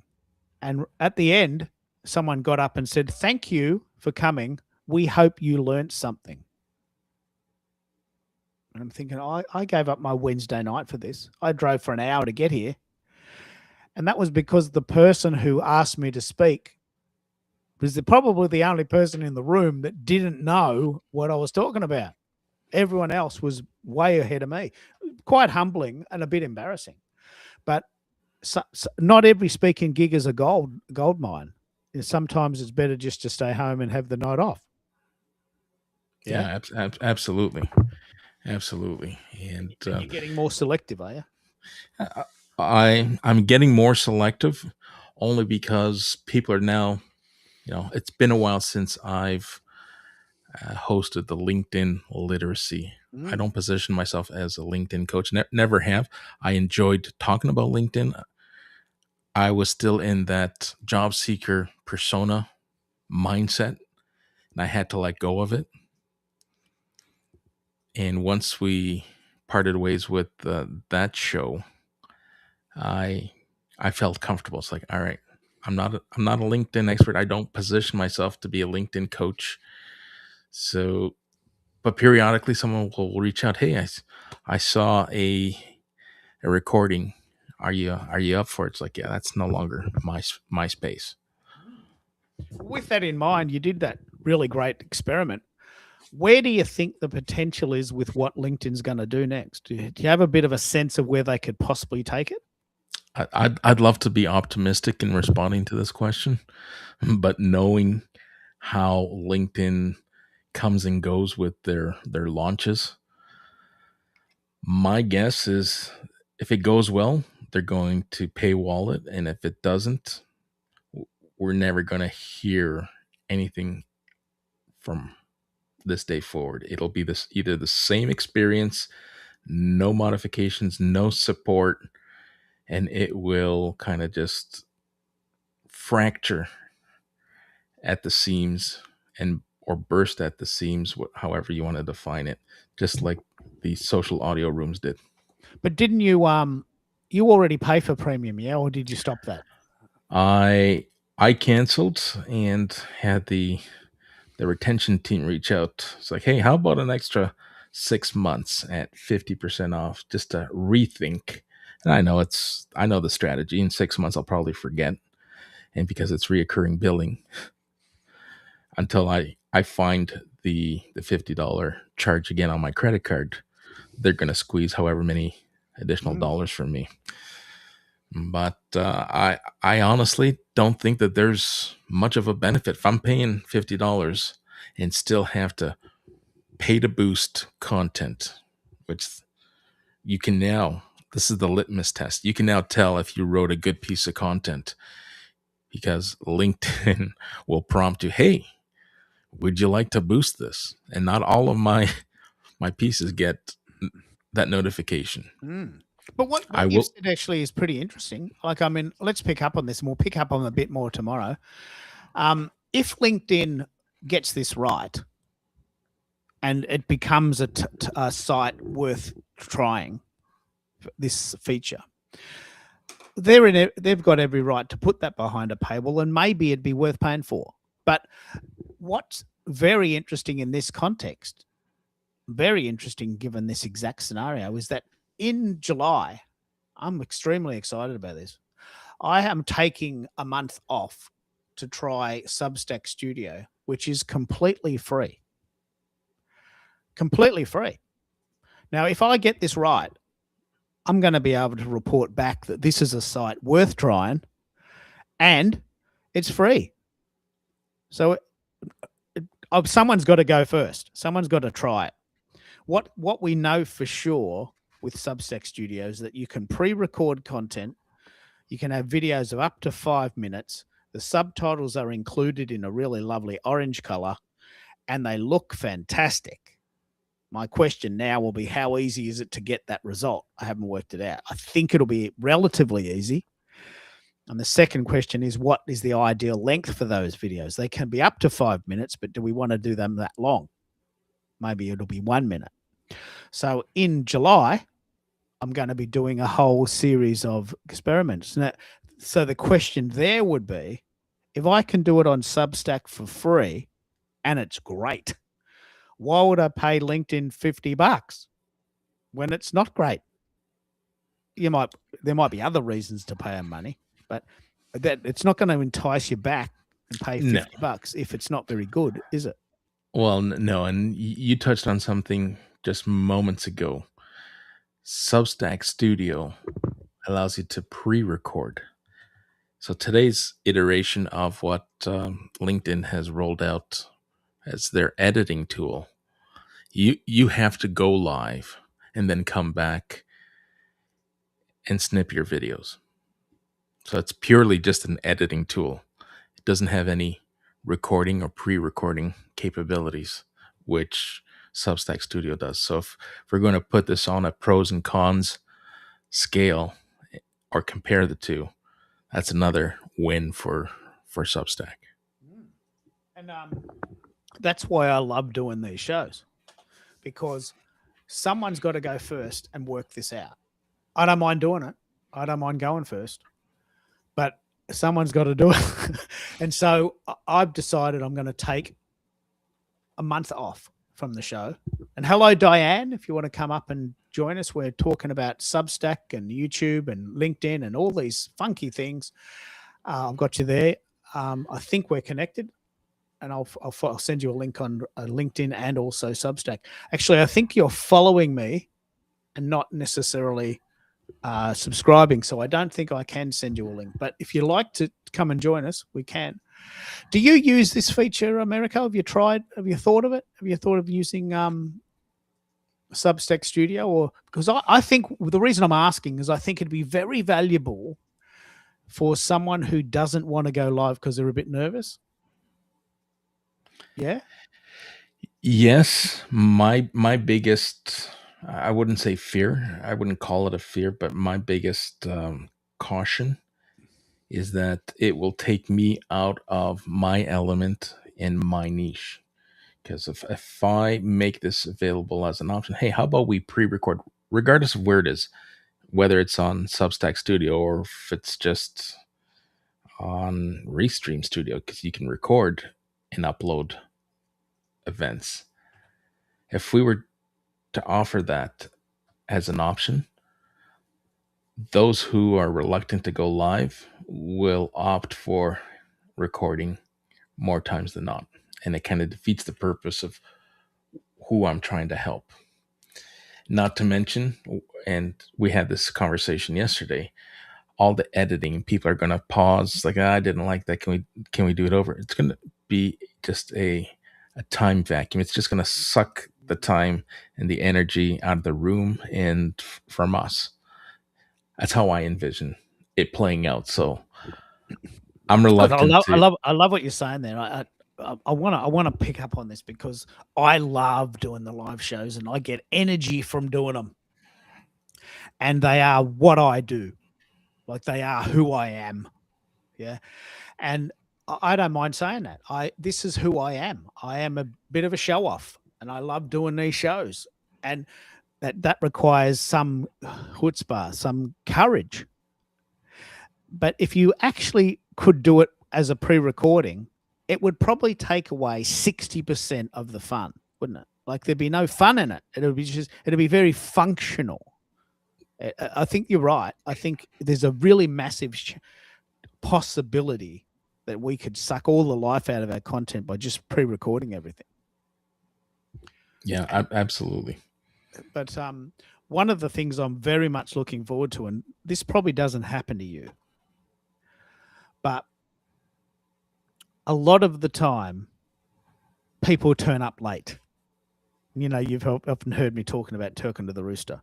I remember talking to someone, mate, it starts at 10 o'clock. How you doing? Oh, yeah, I won't be long. I'll be there soon. All right, play a song. They came 45 minutes late. 45 minutes I had to talk to myself. The great power of Substack Studio is that I would just say, look, that's all right. You just take your time. I'll make a cup of tea, put a load of wash it on. You just take your time. There's no worries. And then when they're ready, they come. And we get the sound right, and then we record. It is a totally different offering. It is it's more of a podcast offering than anything else. That's the closest comparison. Yeah, and we've often said, and I'd be interested to know, have you ever asked the question of why people don't do Q&A? Are they nervous? Do they not want the pressure? I've always dropped the Q&A in the pre-live meeting. It's like, hey, here's how the show typically rolls, and here's the flow. If we get good participation, there are going to be people who will have questions for you, and I will try to monitor the chat as best as I can so that you can answer the questions. It may prolong the event, so we'll do a time check at the top of the hour because I want to be mindful and respectful of those who are guesting. You've made a commitment to an hour, but if the show's going really well and people want us to continue, are you open? I will check at the top of the hour. Hey, we're at the top of the hour. Are you good for time? Can we keep answering questions?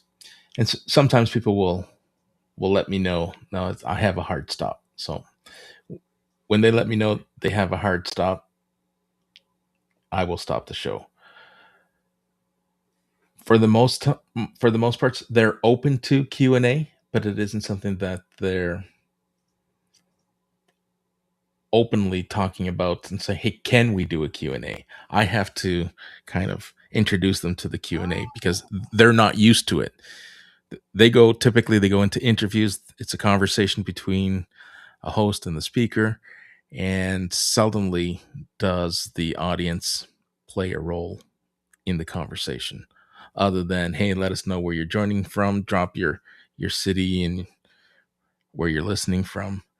And that's about it. And then maybe at the end, a call to action. Hey, don't forget to follow and subscribe to our channel. And if that's what people are accustomed to, when I say, hey, there might be Q&A, they become apprehensive because they don't know what's on the other side of that Q&A. What's the advantage to them then of a live stream? Well, that's our responsibility to raise that awareness. The benefit of the live stream is the capability to not only meet people in real time, but to be able to engage in conversation with them. You can't get that with any other form of content. You might be able to put in a comment on long form written content, and the author might get to it the same day, may not get to it for weeks, depending on how busy they are. But if someone has carved out time in their calendar to show up to your event, you owe it to them to be able to answer and engage And I'm and guessing have them. you get a lot. I don't get many comments, but you obviously get a lot of comments on your show. I get a decent amount of comments. I do notice there's some seasonality, and right now we are in the dog days of summer here in North America. So 7 p.m., which is usually a really good time slot for us, people are trying to enjoy the beautiful weather. They don't want to participate in a live stream. They got the fall and winter and spring to focus on that. So right now, attendance is a little lower than normal, but that's part of the seasonality. With everything comes a seasonal high and low. Yeah, this is good. It's good. You're sticking to your guns. That's actually very important. You're sticking to your guns.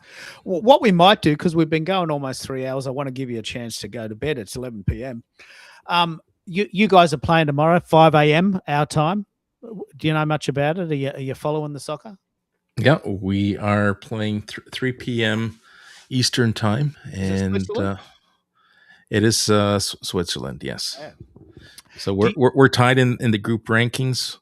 We are currently in first place on goal differential, and Switzerland also has 4 points. So we're trying to seed ourselves as the group winner and carve another or etch another mark in the history books. Even if you draw, you'll still win. Yes. So if you win or draw, you're still number one. Yes. In your group. That's right. Which means you advance to the 32s. That's right.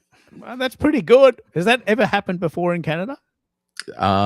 This is the first time we would make it to the knockouts. Yeah. And do you resonate with this idea that live streaming does feel a little bit like sport, or did I just make that up?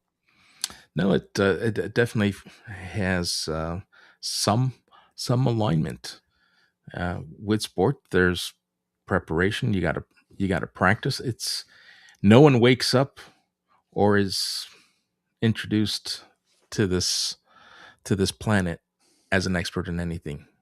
We learn till the day we pass on. What about game day? Do you feel the game day vibe? Day vibe? Yeah, absolutely. You wake up in the morning, or I wake up in the morning, and I know, like, all right, I have a sequence of events that need to happen in sequential order. I need to make sure that the studio is set up. Need to make sure I now learned, unless on the 11th hour Microsoft decides to change things, test, make sure that there's no computer updates that need to be done. Verify with my guest, hey, are we still good? We still good for this start time? Because I don't want to have to learn at the 11th hour. It's like, can't make it. Sorry. And that is one of the worst feelings. You and I have had this discussion. Give me advance notice. I can always reschedule it and explain to those who have made a commitment to be there the courtesy of why we're not going live at 7 p.m. So make sure that go live time is still a go for the guests. Make sure that we do a tech check well enough in advance. Make sure that the Q&A and the content is queued up, ready to lean into if needed.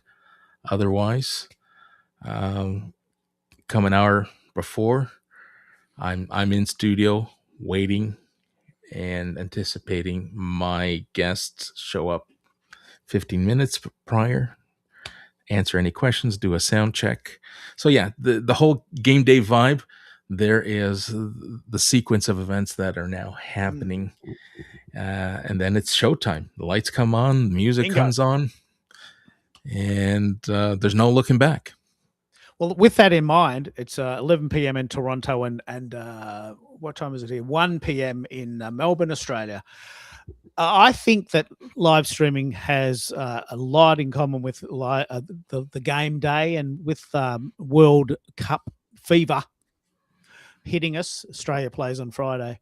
I've created a song about that second version, which is slightly different chorus, similar words, but slightly different melody. Have a listen to this. And next week, we got more of the show, but more importantly, tomorrow, we're live on School.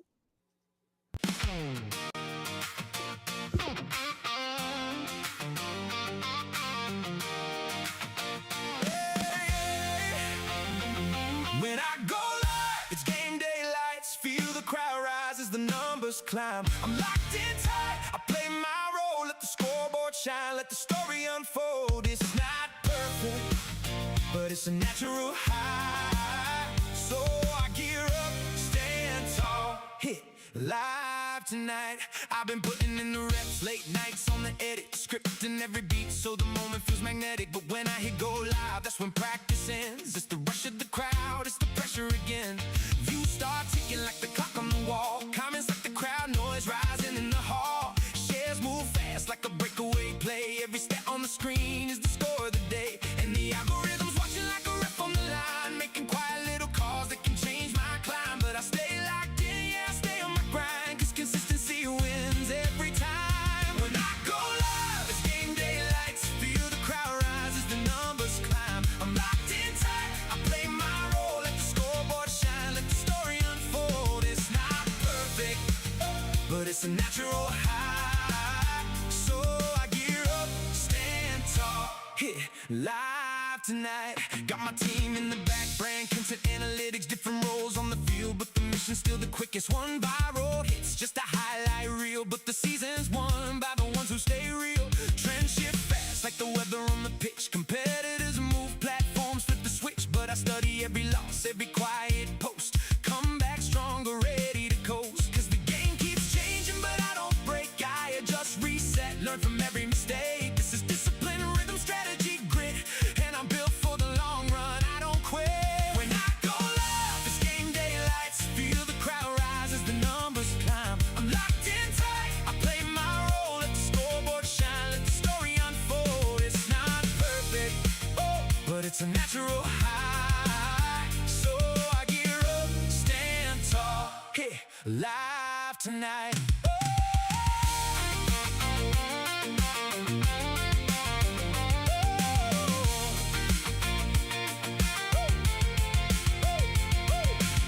This isn't luck, this is craft in motion. Every post to play, every stream devotion. I'm not chasing hype, I'm building the season. Every rep, every round, every moment has a reason.